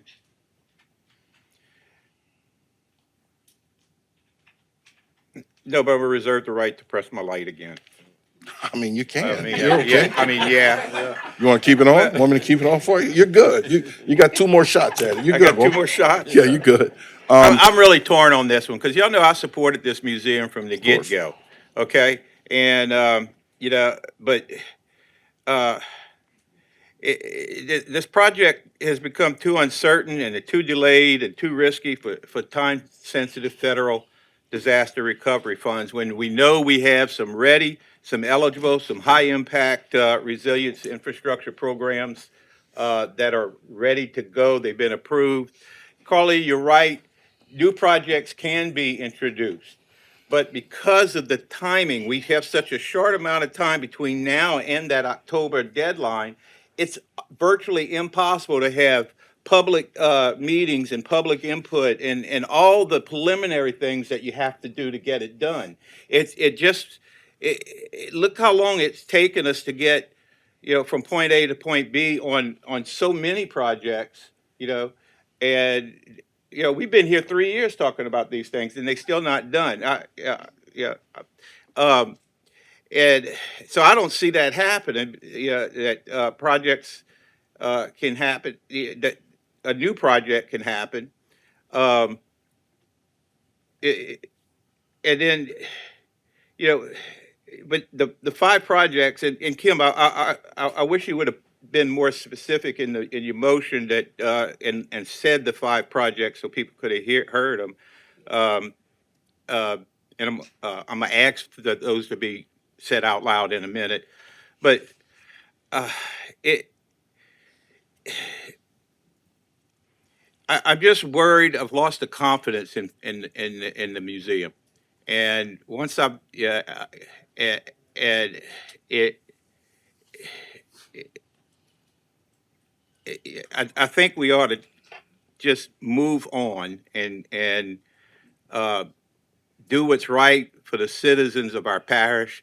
I hate to do this to a good friend, um, but our first and foremost responsibility is for the citizens of Terrebonne Parish, not an individual. And it breaks my heart to say it, but we have to move on and get these projects going. Pump stations and resilience centers such as Dumas and Village East and the South Houma Pump Station. I think those were some of the ones that are in the list. Um, that's going to benefit so many more people. That's it. Sure you're done, Mr. Hamner? Good? I'll make sure. All right. Mr. Kevin Champagne. Yeah, so one of the things that I guess I just want some clarification or just to make a point. Even though say if we did accept option number 1 and give her a deadline, she submits everything, that doesn't mean it's going to be acceptable. So even if we accept number 1, there may be a chance that she doesn't get the money. So this is not a guarantee, a slam dunk that she's going to get the money if we accept number 1 anyway. Even if she submits, it still has to be acceptable, and we have to think that it's a viable project. And in 5 years, we're not going to come back and have to figure out what to do with the building. So I guess I just want to make that clear. And yes. Yeah, so the 3 requirements that we're talking about is the 2.5 million, the building location of the second location, and the third item being a business plan. To date, we have not seen a business plan. Of course, that's part of the approval process. We got to run that through OCD. And so if the business plan would come back as not being sustainable, yes, there is a very good possibility that that project would not be funded. Mr. Babin. Yeah, again, we've all said it. We've been belaboring this issue for a long time. I mean, it originally started with one building that Mr. Faust owned, and then that didn't come to fruition. Moved to another one, had a little difficulties there, and it's finally got to it. But the key in all of this is not necessarily the buildings. The key is Ms. Scobie hasn't brought to us a viable business plan. She brought us something at one time on one sheet of paper for $4.5 million. That just doesn't. If you went to any bank in Terrebonne Parish or any bank in the state of Louisiana, They would not loan that type of money on what she was projecting to us as a business plan. And then she asked for a meeting, as I understand it, and she didn't show up at the meeting. Instead, an attorney went to the meeting. I think Mr. Foss was at the meeting because he's involved in all of this, okay? But the point still remains is she has not lived up to her end of the bargain so far. And I think, and I'm not trying to speak for Ms. Chauvin, but I think her motion, the intent of it was for administration to bring back to us so the public would know what these 5 projects are, not tonight just to allocate the money for those 5 projects. We know that we can't do it without exposing it to the public for public comment, okay? But I know that may not have been in the motion, but I think that was the intent of the motion. But the key in all of this is Ms. Scobie has dropped the ball. And I'm not trying to belittle Ms. Scobie. She's done a lot of great things for this parish, okay? But this is a lot of money. And there's a lot of other worthy projects, as Clyde just said, that could benefit from something like this. I don't want to see anybody get hurt, but nor do I want to see us waste $4.5 million and then down the line, we as a parish have to assume it. Because in 5 years, if she can't make it, then the parish, each taxpayer in Terrebonne Parish will have to be paying for that. So I'm not sure if everybody's been upfront here. So that's my take on it. Thank you. Babin, Mr. Trosclair. Thank you. Get you Well, next. first off, we got questions about the July 31st date. The meeting that I had with parish president and CFO, along with Mr. Pledger, Mr. Amity, and Mr. Harding, that date was recommended to us from administration. I don't think any one of us brought that date up. So I'm assuming that's why that date's on here. I wasn't in any other meeting. I don't know how it came up. Maybe somebody else brought that date up somewhere else, but that date was brought up from administration as a recommended date, and we agreed to it in our group. So I don't see the question on that thing. Mr. Pedro, you made a statement a while ago, and maybe I'm reading some of these things wrong, but you said that, this is probably the only project that we're turning property over to an organization. But I thought that the parish would actually not maintain, but basically own the building. And I might be, I'm just looking for clarification on that. Yeah, so through the process of the project, we were going to purchase the building, we were going to handle the renovations of the building, and at some point hand the building over to Finding Our Roots, with the concept being that it has to be maintained as a museum. If it ever ceased to be a museum, that building would come back to the parish. Correct. That's my understanding of it. And the third thing I want to bring up in reference to Mr. Babin's statement, there's actually 2 parts to this situation we're in. There's Finding Our Roots, and there's Mr. Foss. Danny said that Finding Our Roots, they haven't done anything. Well, Mr. Foss has done everything he's been asked to do, and I see his signature on a letter, a determination of just compensation that he's signed, stating that he would live up to his side of the agreement. Now, at this point, there's nothing in it that I read in this determination of just compensation that says that if Ms. Scobie doesn't comply, that he gets basically tossed on the side, And I see, I'd like Mr. Tanner McGee to elaborate on that, to respond on it. Yeah, no, I appreciate it. Thank you. First, a couple of things. I think we're getting really lost in some of the weeds here. We are not funding Finding Our Roots, and I think that's been lost in the conversation from the get-go. You are funding a museum that's going to be owned by Terrebonne Parish, bar none. There's a subservient agreement with a basically a vendor to go provide those services to you. If that doesn't work out, you can just get somebody else to run the museum. It's no different at the end of the day than changing out the concession stands of the Civic Center, right? As long as you're providing the same service to the people, which is a cultural museum in downtown Homa. That's all you're telling CBG you're doing. You found a initial partner with Miss Scobie because she was already providing this service in some form or fashion, right? This went through the process, and this was a project that through the process was elevated above the 5 that y'all are now saying are so essential. I don't know what these projects are. I can't say it because this is the first I've heard of it was tonight, but y'all seem pretty set on it since you're able to identify the 5 immediately and talk about them as if you knew those projects intimately. My point being is that this is an agreement to purchase a building to provide a project of a cultural heritage museum that highlights certain cultures of Terrebonne Parish that may be underrepresented in the overall conversation that we have. That's what you're doing. That's what this has always been about. And so, but somehow this has turned, and I honestly put some blame on Miss Scobie too, that she's called it her museum.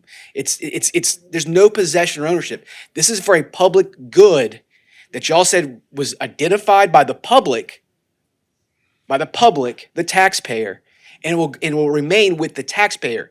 Now, you're getting this money from free, basically, from the federal government to purchase said building to provide said services. So there's no taxpayer holding the bag, as it was alluded to earlier, because there's no local tax dollars. I mean, theoretically, there's a federal tax dollar component of all this, but you know, that money's going to Mississippi, it's going to Arkansas, it's going somewhere else besides us if ultimately it doesn't work out. So it's basically free money to buy a building to provide a museum. Now, at any point, to your point, we have reworked this every which way to make it happen. And we received an offer of just compensation saying, don't you agree this is a fair amount? And we accepted and said, yes, we agree that's a fair amount. So there was a price, we agreed to it. We're already that far along in this process on this project. The only thing next step is to finish the application process. And now this one's taken 18 months, but you said you have 5 of them that are more shovel ready, but yet we don't know what they are and they don't have them here. And we could say the intention of it was, but then you're also saying we have to go backwards and start doing the public portion of all this all over again. And yet we still don't know what those 5 are. I've never seen, I mean, that's the motion. You can say this is my intention. This is the motion. Approve these 5 projects. Take the money from this one that spent 18 months and now go to the 5 that we don't know, but we've been told what they were in meetings, and I'm not trying to cast stones, that were intentionally set out to not cause a public meeting so everybody would know about it, right? You said we intentionally met 2 or 3 people at a time to avoid a quorum so we can have these conversations about what these projects are, and yet it's probably an accident they're not here, but y'all all know about them and the public doesn't. That's the end of the day. So y'all can move forward with this if y'all want to. I can't stop y'all. Y'all vote. I'm telling you, people have invested money, their time, and their effort on one side of this ledger. I can't speak for Finding Our Roots. I don't know them. I've had very little conversations with them, but Mr. Falls has committed a lot of time and a lot of money into this project, and he has letters from y'all saying we're going forward with this, and now we're going to pull that at the 25th hour and not even look at new vendors, not any of these things, just say, hey, these 5 projects, these are all awesome, even though they didn't make the original round. And maybe they are. I can't tell you because, again, I don't know. Thank you, Mr. McGee. Thank you. Well, that's already on. Go ahead. Yeah, I just want to clarify a few things. So the compensation of the statement of just compensation is a 10-step process of which we're on step 5 of. This application was written with Finding Our Roots Museum, and the next part of this process with the just compensation is the subrecipient agreement. And so to go through the process of identifying a potential another subrecipient, again, we got to go back to OCD, we got to have those conversations, and if something were to happen to the subrecipient that we agree with, the parish then takes responsibility. Also, if the funding is not spent appropriately, it's going to be the parish's responsibility to return that funding to OCD and HUD, of which point it would have to come from parish tax dollars. Derek? Yeah, Mr. thank you. J. I'm just looking to clarify a few things. The statement of just compensation, I agree with President Bergeron. It's a document stating that this is the amount the parish believes is just compensation for the building. Mr. Harding said earlier, I believe $855,700, something like that. And it was understood that is fair just compensation. So that if there's no agreement there, it just dissolves. Because clearly there's no meeting of the mind as to just compensation. So there's no point even moving forward in the next step. It's a whole process that you have to go through as an OCD grantee. Obviously, there's many steps they want you to take because they're giving you, like someone said, free money. Also, as far as the museum, currently the approved project from the CDBG, DR, and OCD and everyone else, it is Finding Our Roots African American Museum. I'm not saying that you can't find another museum of important cultural heritage. I think that it would probably have to be approved as a new project if it's not that Finding Our Roots African American Museum. So there's that possible issue. Lastly, because there's been some back and forth, Ms. Chauvin, would you mind, you don't have to amend it, just clarifying your motion so that when people are voting, they understand? There's a substitute motion on there's a substitute motion already on the floor. You're though, right. So Thank that you. kills Thank that. you. Yeah, you're right. Yeah. Okay. All right. Mr. You're good, Mr. J. Mr. Harding, I'm sorry. Yeah, I want to say this. I agree that Ms. Scobie and Finding Our Roots position have actually created some havoc. I'm admitting that. But the best case scenario is what's on the table right now, what we agreed with. Legal, Derek. $4.5 million. Is the 4.5, when the $4.5 million was applied for, I mean, whether anyone down there can ask that, and what name was used for the $4.5 million to be applied for? Which name? It was the Finding Our Roots African American Museum. So Finding Our Roots Museum is basically a conduit for $4.5 million. And as it stands right now, is being that $4.5 million can be actually divided into several other projects. But initially, the $4.5 million application was because of Finding Our Roots Museum. It was approved as a project, which was Finding Our Roots African American Museum. Just to clarify, and I'm probably not the best person to speak on this, I believe currently we're at 2.5 million, not 4.5, but the rest, yeah. Right, so I agree with you. So all monies that we're actually doing is going through Finding Our Roots Museum as a conduit.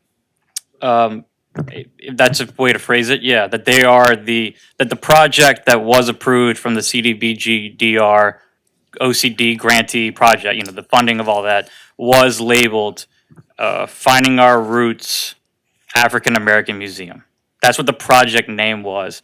So that is the project. So a different museum, a different group, I believe would be a different project, a new project, a non-approved project. Right, and I want to clarify something when I was with OCD, when I wanted to answer you. A new project is like you saying, finding something completely new. But then we are in phases. Anything that Terrebonne Parish Consolidated Government had projected that fits this particular category can be pulled and is not classified as a new project. It's actually a project that is moved up. New projects are the ones that have a deadline of October 15, 2026. So if someone, I'm gonna say this again, Mr. Kevin Hill, let me see where I got it. Mr. Kevin Hill, Executive Director for OCD, contact him as early as you could, and I think he can clarify some of the questions and answers that we actually have about this particular project. So as I stand right now, we go with the 850,000. If not, Ms. Margie. Um, I'm sorry? Yes, sir. Go I, ahead. I, I would like to, as the chair, if I can get a little grace, or I will, yield my chair so at least I can say what I want to say. If we can do that, if I can have that grace, I would like to share, as the chair. Mr. Voisin, I'll let him go, and then I'll share a few points that I want to share too as well, if I may. So, Mr. Voisin, Mr. Harding, I'm sorry, are you finished? Or you got 10 minutes? Go Well, ahead. that's basically what I'm saying. I just basically was trying to get to a No, no, point no, where no, you're that good. Steve is. Yeah, I was trying to get to a point that what Steve was saying. You know, what I mean, I would love to hear you what you have to say, but that's where we are right now with these dates that we actually have. And one of the most important things that I read here is that final request, and has that request been made? And at this point, in my heart, I don't believe that final request has been made, to my knowledge. Thank you. Okay, Mr. Voisin? Thank you, Mr. Chair. So obviously there's some issues going on with this museum over the past few months. What I've heard is that there's been no documented written deadlines for the museum or for finding our roots. So, I mean, in my opinion, I mean, the most we could do is set one of these deadlines or both these deadlines, July 31st and August 14th. Uh, Killing this and administering the money at other places tonight, I don't even think is procedurally correct in any way. My opinion. Uh,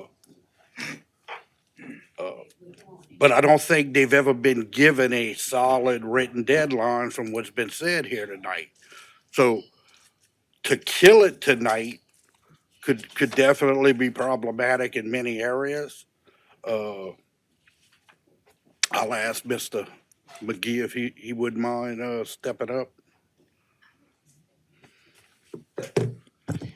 Yes.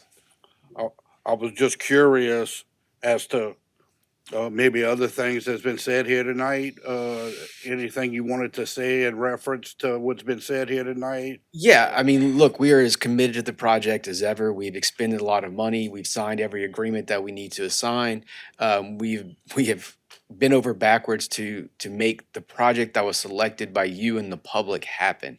I will point to y'all that I have had conversations with HUD attorneys, and they pointed to a very specific project, which was Baton Rouge High, where the HUD CBG funding, same source as all this money, started out as one thing and it's now an alumni center. So nobody pulled back the money, nobody clawed it back away, nobody was on the hook. Baton Rouge High has an alumni center when they apply for a cultural center.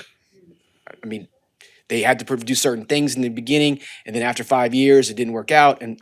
So the point being is these things are not, when you apply, they're not set forever that it's going to be one thing. I mean, you're going to own the building, right? At the end of the day, you're going to own the building. Martin Falls is not selling the building to Margie Scobie. She's not selling it to Finding Our Roots. He's selling it to Terrebonne Parish Consolidated Government. And that sale, once it's done, is done. Like at the end of the day.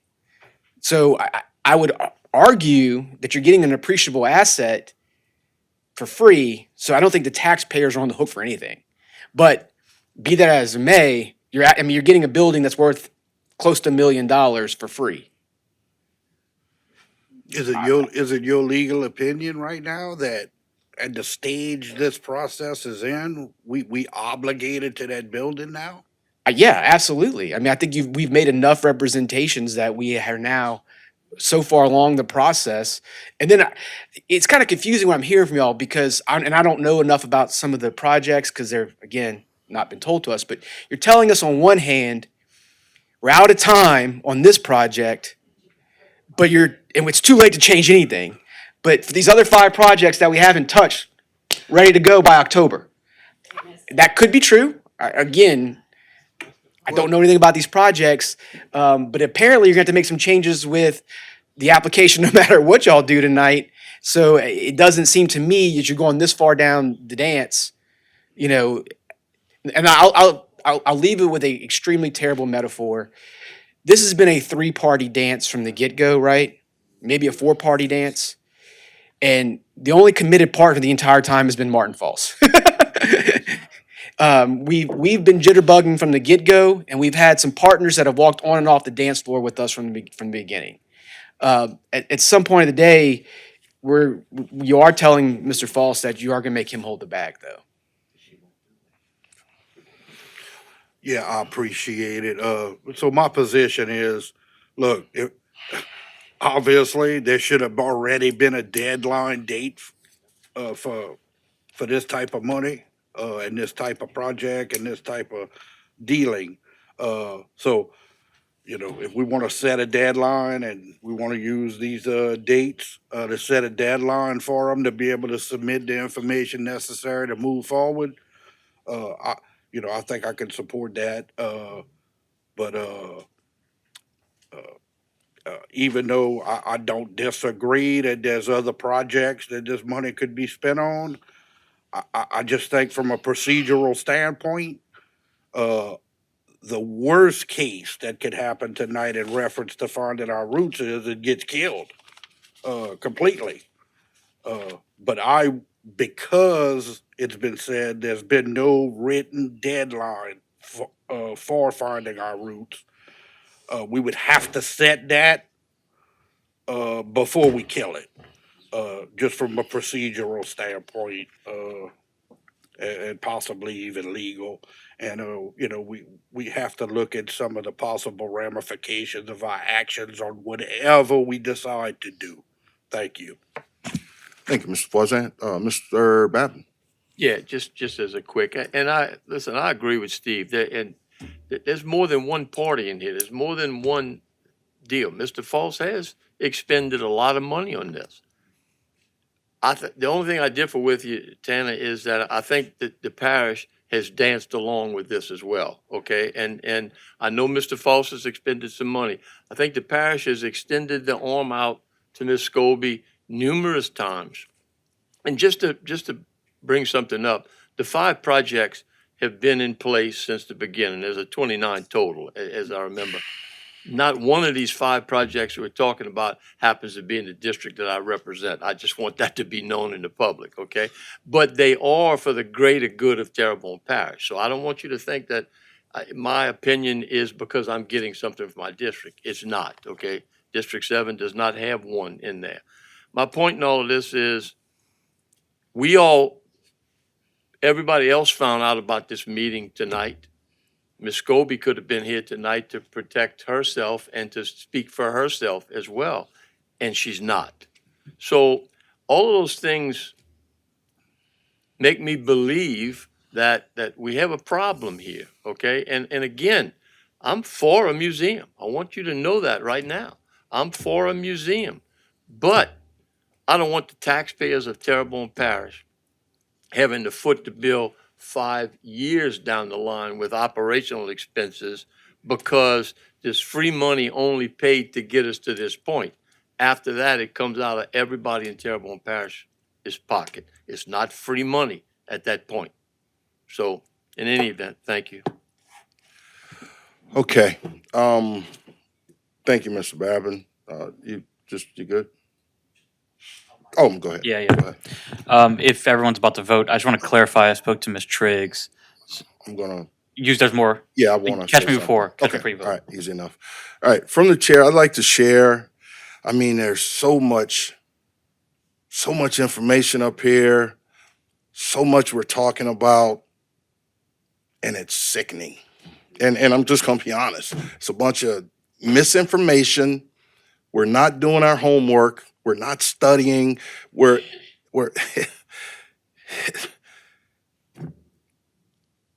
I really don't know what to say. It's so much I've heard. I've tried to jot it down as I'm listening to it, but it's all false. It's false. First thing that I want to share is this is the application, this is the approval letter for $4.5 million. No questions. It's right here. Anybody can see it. $4.5 million awarded to the Finding Our Roots Museum. The last I can read, that's what it says. Okay? That's the first thing. It's been suggested, it's been alluded to that, hey, no, it's been reduced down to 2.5 million. Margie hasn't agreed to that. Finding Our Roots hasn't agreed to that yet. So it's not 2.5 million. I'm speaking truth. That's what it is. We have a bunch of misinformation. Mr. Babin, it's sickening. You said just now, Miss Margie facilitated a meeting for the parish and didn't show up. That is false. The meeting that administration, by way of Michelle Neal, facilitated for 15 people was attended by 14. One not being there, Miss Margie. And I even told Colin Campo when I walked out, because I was the first one to walk out, I said, the star of the show didn't show up. When in fact, days before the meeting, her legal, Mr. Wilkes, her legal counsel sent an email to the parish administration, and he informed us that Miss Margie wouldn't be at that meeting. But the stage has been set that she's not going to show up. Well, she told you she wasn't coming. But that's the narrative that's out there. Also, Mr. Babin, you said there's 5 projects have not been on the books.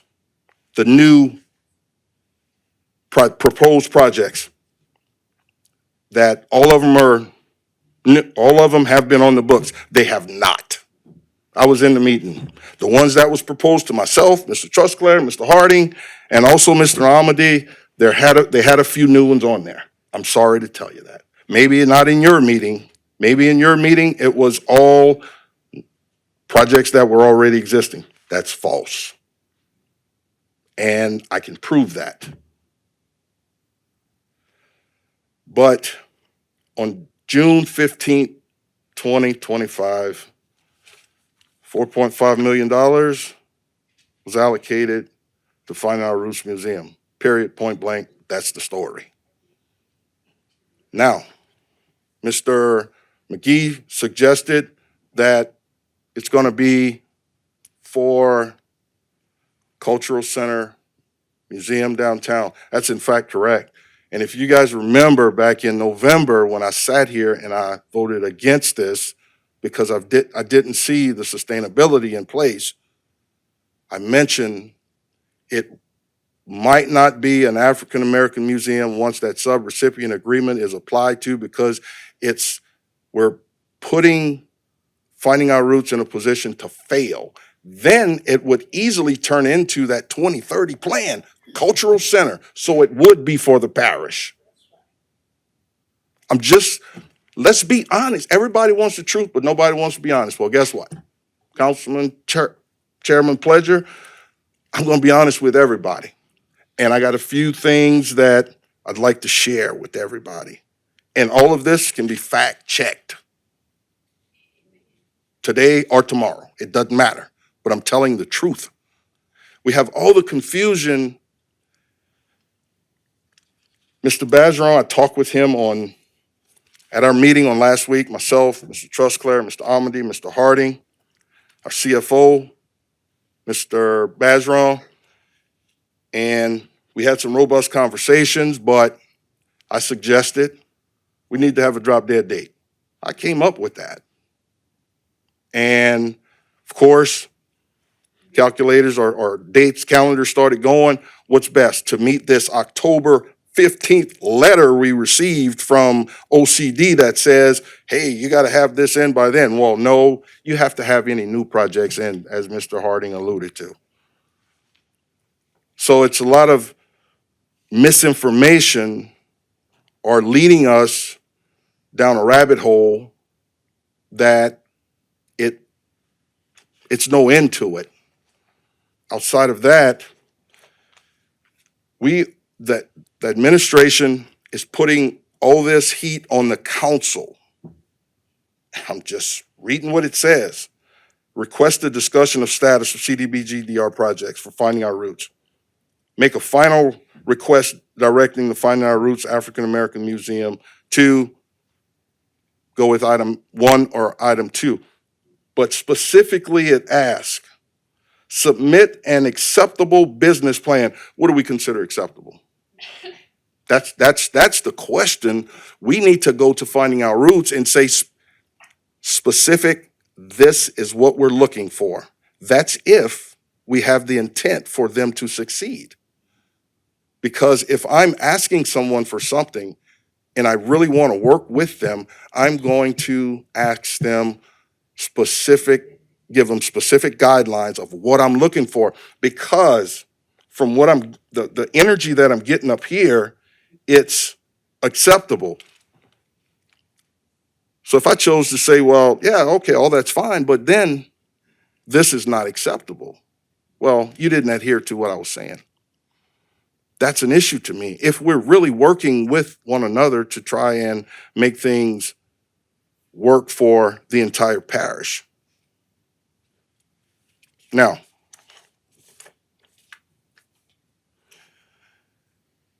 for various reasons, I didn't agree with this at the onset because I hadn't seen a viable business plan, financial statement, so on and so forth to show sustainability. But is that really required? I need to see that in writing, where OCD says, I need this, let me be specific. I need a business plan and I need a financial statement. Until that can be shown to me, we're in the weeds with that. However, a good steward like ourselves, what we should do is, part of that subrecipient agreement, Ms. Scobie, we're going to surround you with the right people, or require you to sit with the right people to give you what you need to make this work. That's what a team does. That's what this parish is all about. We just had a storm come through here. And this parish of Terrebonne, I can honestly say it is in fact the most resilient community that there is in the state of Louisiana. So why in this instance, we're going to set the bar high. We know you don't have the capabilities because they're low, and guess what? You're going to fail. Why would we set ourselves up for failure? Set her up for failure. That's not the idea. I understand, Miss Margie, for her, she needs to get out of her own way and allow us to help her. But at the same time, don't give up on her if you really want it. I feel that way because I have a lot invested in the African American community, but I have a love for Terrebonne Parish that's even greater because it encompasses everybody. With the misinformation that we've gotten, we've been misled in many, many different ways. But I want to read the grantee statement of assurances. This is from OCD. This is one of the papers. See, I got examples, so it's true, right? The grantee statement of assurances, it specifically states its governing body has duly adopted or passed as an official act a resolution, motion, or similar action authorizing the actions of Terrebonne Parish. What does that mean? We as 9 council members, we have a fiduciary responsibility to make sure that this is done properly. And right now, it's not there. And since if we want to be honest, let's tell the whole story. Administration agrees, other folks within administration agrees, I agree. This is heading for a lawsuit. That's exactly what's gonna happen. It's gonna be litigated, then what? What's gonna happen to that $4.5 million that we wanna move somewhere else? Well, that lawyer or that judge is probably gonna say, let's hold off on moving those funds. So all those new projects that we are gonna put something into, well, guess what? Now we're on the hook because we've already started them if we do. And if Miss Margie or Finding Our Roots does prevail based on the court's opinion, now we're really dealing with taxpayer dollars because we've lost. But we're pushing. And last thing I'll share, and it's for administration, you know how we got here. I was sent an email at 3:28. That was not fair for that to happen like that. We talked Saturday about putting this on the agenda, and I had 22 minutes to figure it out.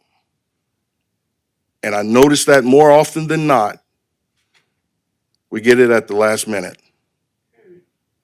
And if we want to be really transparent, part of that meeting where the 4 councilmen, 3 councilmen, and myself were in, if you guys remember, I specifically asked, can we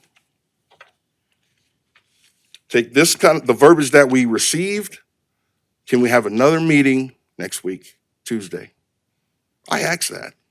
There's 3 other councilmen here, and I'm sure they'll verify that. But what I got was, hey, 3:28, this needs to be on the agenda by 4 o'clock. I walk in the building 3:38. I asked our clerk, hey, have we heard anything from administration? Oh yeah. Said we're good, put it on the agenda. Wait. And I called. But that's not the biggest thing here. It's, can we work with Ms. Scobie and Finding Our Roots for a plausible plan, viable plan that we'll all benefit from? Stop pointing the fingers because we're all at fault for this because we're the leaders here in Terrebonne Parish and we shouldn't want to see anybody fail. White, black, Indian, I don't care. Nobody should fail. We should rally around those folks. Mr. Bajoran. Yeah, I just want to clarify one of your points, Mr. Pledger. When you say 3:28, we submitted that agenda item that morning at 10 o'clock.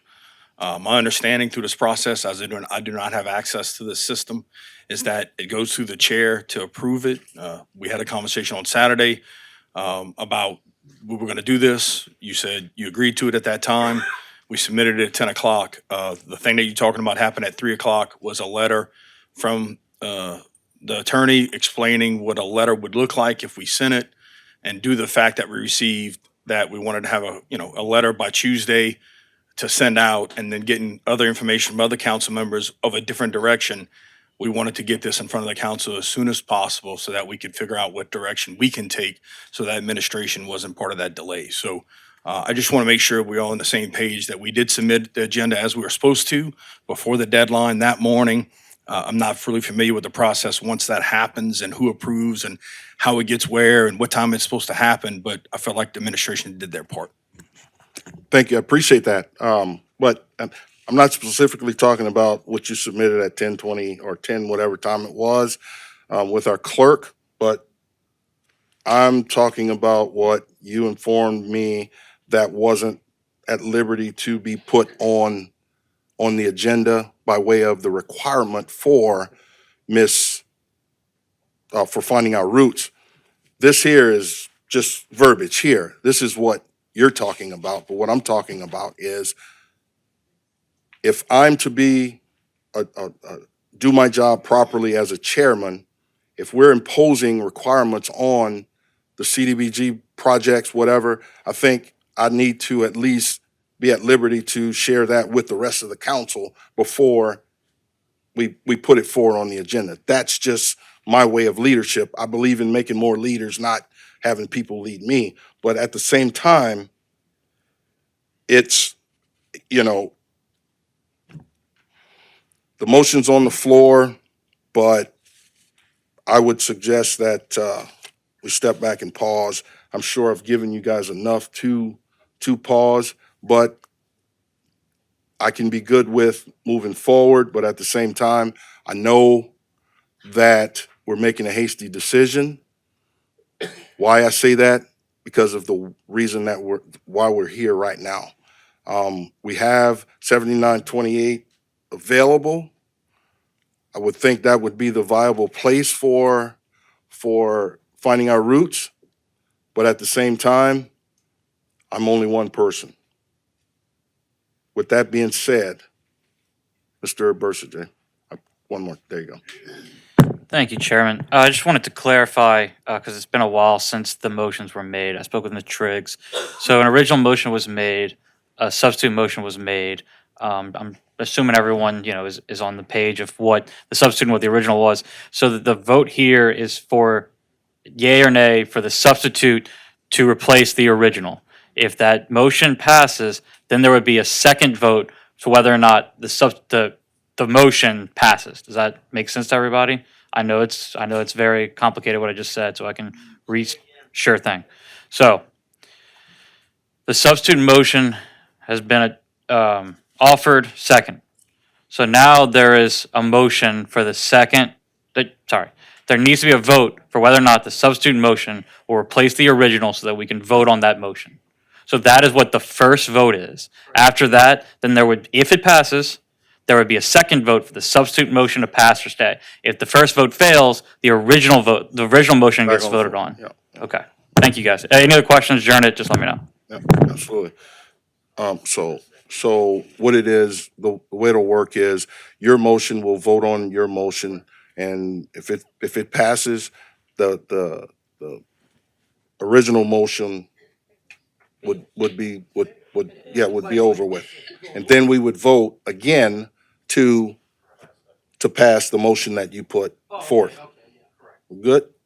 All right, gotcha. That totally confused me. All right, so, right, yeah. We have a motion on the floor, a substitute motion on the floor by Mr. Steve Trosclair to supersede the original motion by Mr. Danny Babin. I mean, Kim Chauvin, I'm sorry. Kim Chauvin. But it's all facts. That wasn't a fact. All right, so with that being said, members, are we clear? No, I'm a slow learner. Okay, I'll have Derek, Mr. Bursager, explain that to you one more time. All we're doing is voting on whether. Wait. Go ahead, Derek. So the first vote is whether or not the substitute motion will replace the original. If it passes, we will then vote whether or not that goes into effect. If it fails, we vote on the original motion, whether or not that goes into effect. That's it. So there's going to be vote. If it passes, that's now the new motion. If it fails, we vote on that motion. Maybe the first vote here, I'll just make it simple. The first vote is whether or not you prefer the substitute motion or the original motion. Yay means you prefer the substitute motion. Nay means you prefer the original motion. We can't make any changes to any of the motions. Correct. Mr. Hart, you got a question? Could you explain, or could we go back to the original motion, because that's where we are right now, and not just. No, listen to what I'm saying, no. For Mr.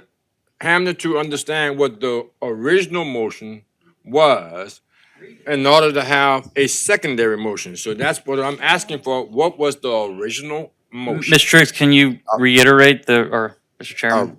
I'll read the original. The original motion by Ms. Chauvin was prepare and submit the necessary application and budget amendments to reallocate all funds for this project to other CDBG DR projects. That's the motion that Ms. Chauvin brought forth. Mr. Steve Trosclair made a substitute motion that states make a final request directing the Finding Our Roots African American Museum to by July 31st, 2026, submit an acceptable business plan to the Terrebonne Parish Consolidated Government and commit in writing to the site at 7928 Main Street and a $2.5 million budget for the project, and by August 14th, 2026, execute a subrecipient agreement satisfactory to the TPCG, failure of which shall result in all funds being reallocated to other CDBG DR projects. Are we clear?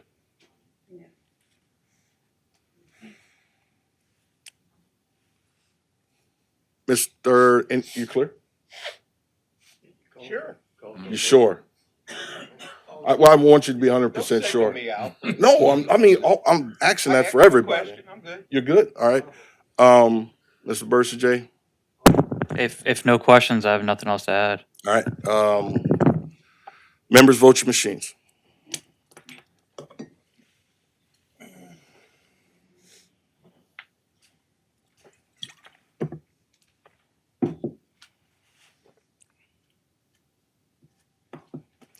Six yeas, three nays. Substitute or original motion, substitute motion passes. I'm sorry. All right. So, Mr. Bursaday? Okay, so now the motion on the floor is the substitute motion, which was reiterated by the chairman. Now the vote is whether or not you want that motion to pass. That's simple. Members, we're good. Members, vote your machines.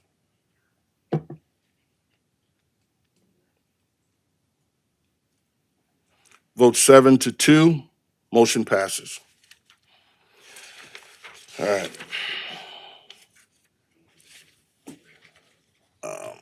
Item committee reports. Or, I'm sorry. Yeah. No, I don't even, wait. No, yeah, we do. Yeah, we do. We do.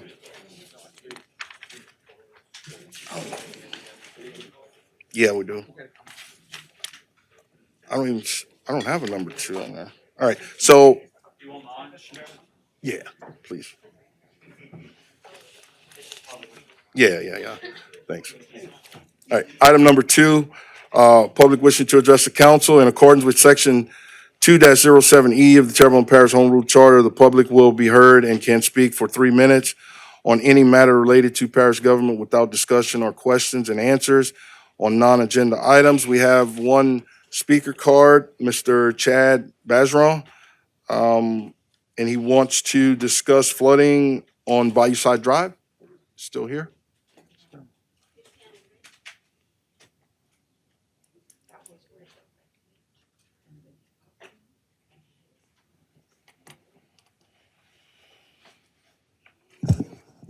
Mr. Bazron, name and address for the record, sir. I'm sorry. Chad Bazron, my address is 5110 Bayou-Side Drive. First off, I wanted to tell Jason, thank you for the auditory area you set up for Mardi Gras. That set up a lot of good connections for people that are still continuing to be connected today and moving forward. Second off, I believe it was August of 2024, I came before the council and spoke about a very bad flooding issue that was going on my property and across the roadway. Since then, we had, I believe it was the drainage department, ended up coming out and digging a trench, clearing out over 100 yards of trees, digging a trench from the front of the property to the bayou, just for the worker to stop right at the end and say, this bayou is higher than the ditch is. If I connect this, it's just gonna continue flooding. Rainfall came.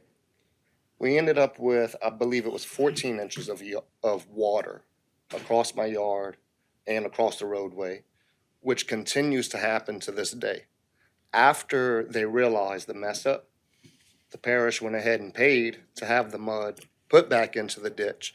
Then the parish went down the road, dug a lady's, culvert lower about 2 foot, broke a water line digging because they were digging where shit wasn't marked yet.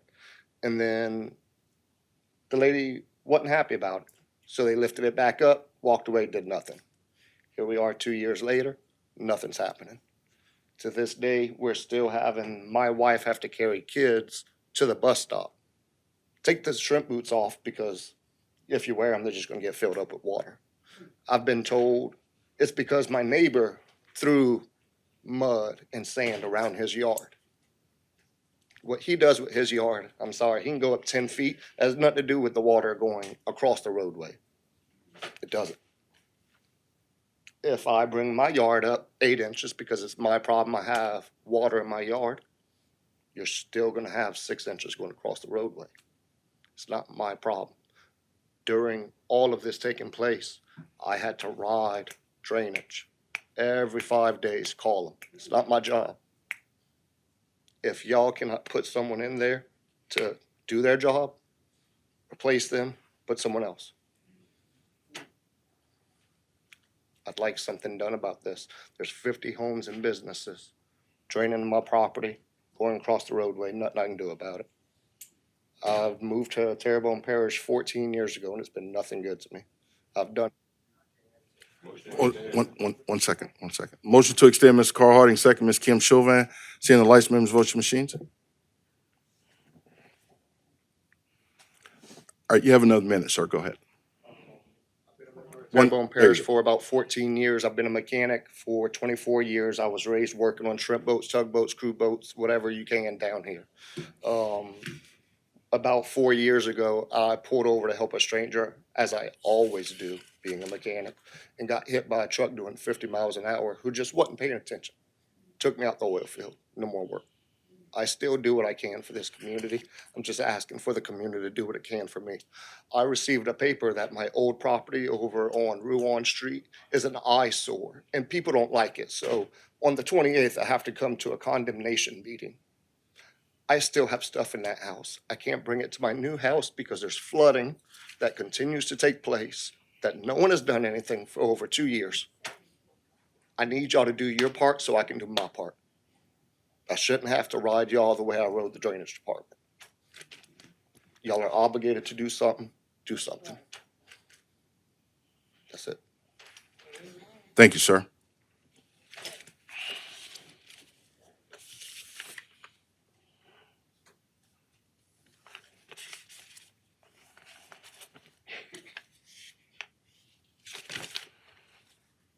Item number 3, committee reports, Sales and Use Tax Advisory Board meeting, June 3rd, 2026. A, accept the minutes of the Terrebonne Parish Sales and Use Tax Advisory Board meeting dated June 3rd, 2026, and consider ratification of actions relative to the 1, recommendation to concur with Terrebonne Parish Consolidated Government Human Resources Department's recommendation in executive session. 2, recommendation to accept the 2025 financial audit report as prepared by Bourgeois and Bennett LLC. Move Mr. Carl Harding. Second, Mr. Clyde Hamner. Seeing the lights, members, vote your machines. Votes 8-0. Motion passes.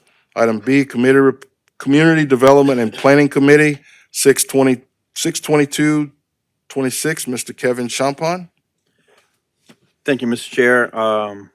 I make a motion that the council accept and ratify the minutes of the Community Development and Planning Committee held on Monday, June 22nd, 2026, and I have 30 condemnation hearings.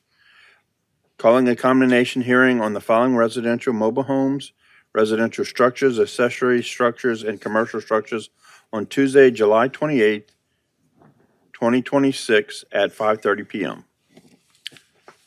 106 Chauvin Street, Chauvin, Louisiana. 2011 Grand Caille Road, Houma, Louisiana. 5504 Highway 56, Chauvin, Louisiana. 5518 Highway 56, Chauvin, Louisiana. 4342 Highway 24, Berg, Louisiana. 181 Rose Street, Dulac, Louisiana. 117 Onesia Street, Dulac, Louisiana. 280 Ponteef Street, Houma, Louisiana. 121 Helen Drive, Houma, Louisiana. 4923 Bayou Side Drive, Chauvin, Louisiana. 438 Ashland Drive, Houma, Louisiana. 7431 Grand Caillou Road, Dulac, Louisiana.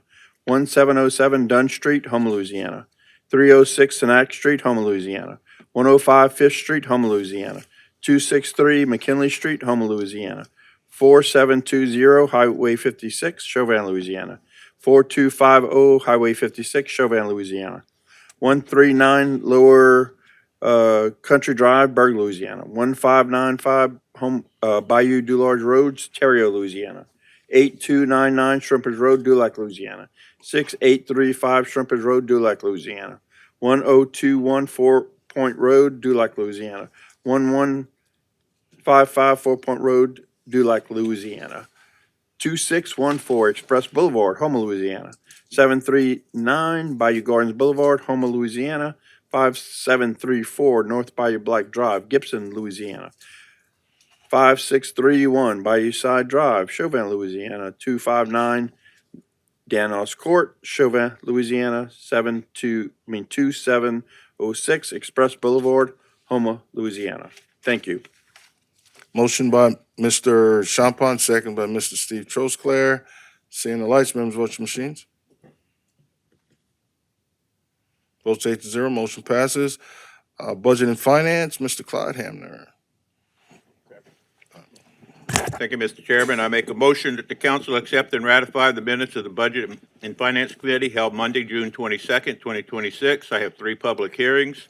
Number 1, introduce an ordinance to authorize Terrebonne Parish Consolidated Government to acquire immovable property identified as Terrebonne Parish parcel number 26228, Terrebonne Parish, Louisiana, and to authorize the parish president or his official designee, the chief administrative officer, to execute any and all documents necessary to acquire said property and to provide for other matters relative thereto, and call a public hearing on Wednesday, July 15th, 2026 at 6:30 p.m. Number 2, introduce an ordinance amending the parish code of ordinances to amend the definition of agriculture to include restrictions on the raising of roosters, and call a public hearing on Wednesday, July 15th, 2026 at 6:30 p.m. Introduce Number 3, introduce an ordinance amending the parish code of ordinances to remove the 4-way stop and establish a 2-way stop at the intersection of Dixon Road and Roland Road, and call a public hearing on said matter on Wednesday, July 15th, 2026 at 6:30 p.m. Motion by Mr. Clyde Hamner, second by Mr. Carl Harding. Seeing the lights, members, vote your machines. Votes 9-0, motion passes. Item 4, streetlights. All approved streetlights installation removals and/or activations. Motion by I'll move it. Motion by Mr. Clyde Hamner, second by Mr. Carl Harding. Seeing the lights, members, vote your machines.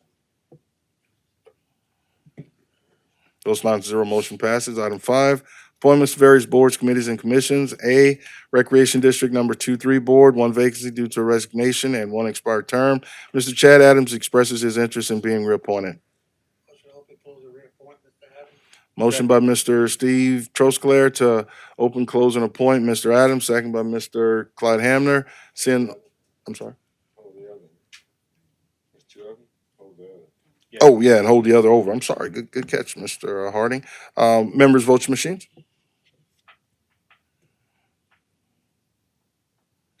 Vote 7-0. Congratulations, Mr. Chad Adams. Item B, Children and Youth Services Planning Board, 1 expiring term on 7/24/2026, representing DCFS, 4 expired terms and 2 vacancies due to resignation, each representing the following entities: 1 representing social services, 1 representing mental health, 1 representing a faith-based organization, and 1 representing recreation, 1 representing the Houma Police Department, and 1 representing the Office of the District Public Defender, 32nd JDC. Mr. Cody Drawron, representing the Houma Police Department, submits application resume for consideration. Open, close, and appoint Mr. Draw and hold the other. Have a motion by Mr. Carl Harding to open, close, and appoint Mr. Drawron, and hold the others over. Second by Mr. Clyde Hamner. Seeing the lights, members, vote your machines. Votes 8-0. Congratulations, Mr. Cody Drawrell. Item C, Consolidated Waterworks District Number 1 Board, 1 expired term, representing District 3 on 6/24/2026. Mr. Kenneth J. Chambers submits application and resume for consideration. Mr. Derek Henry submits application for consideration.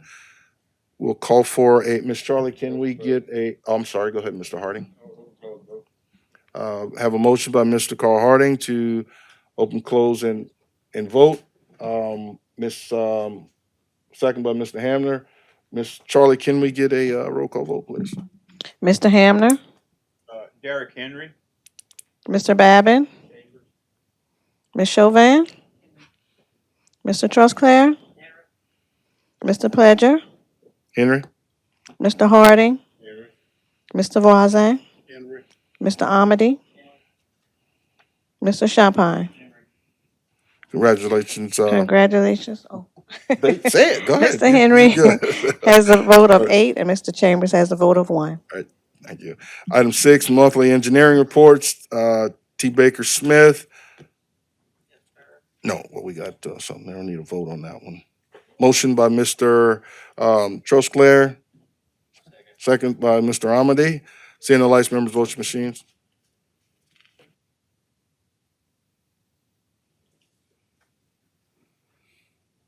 Votes 8-0, motion passes. Item 7, vacancies to various boards, committees, and commissions. Recreation District Number 2-3 Board, 1 vacancy due to a resignation.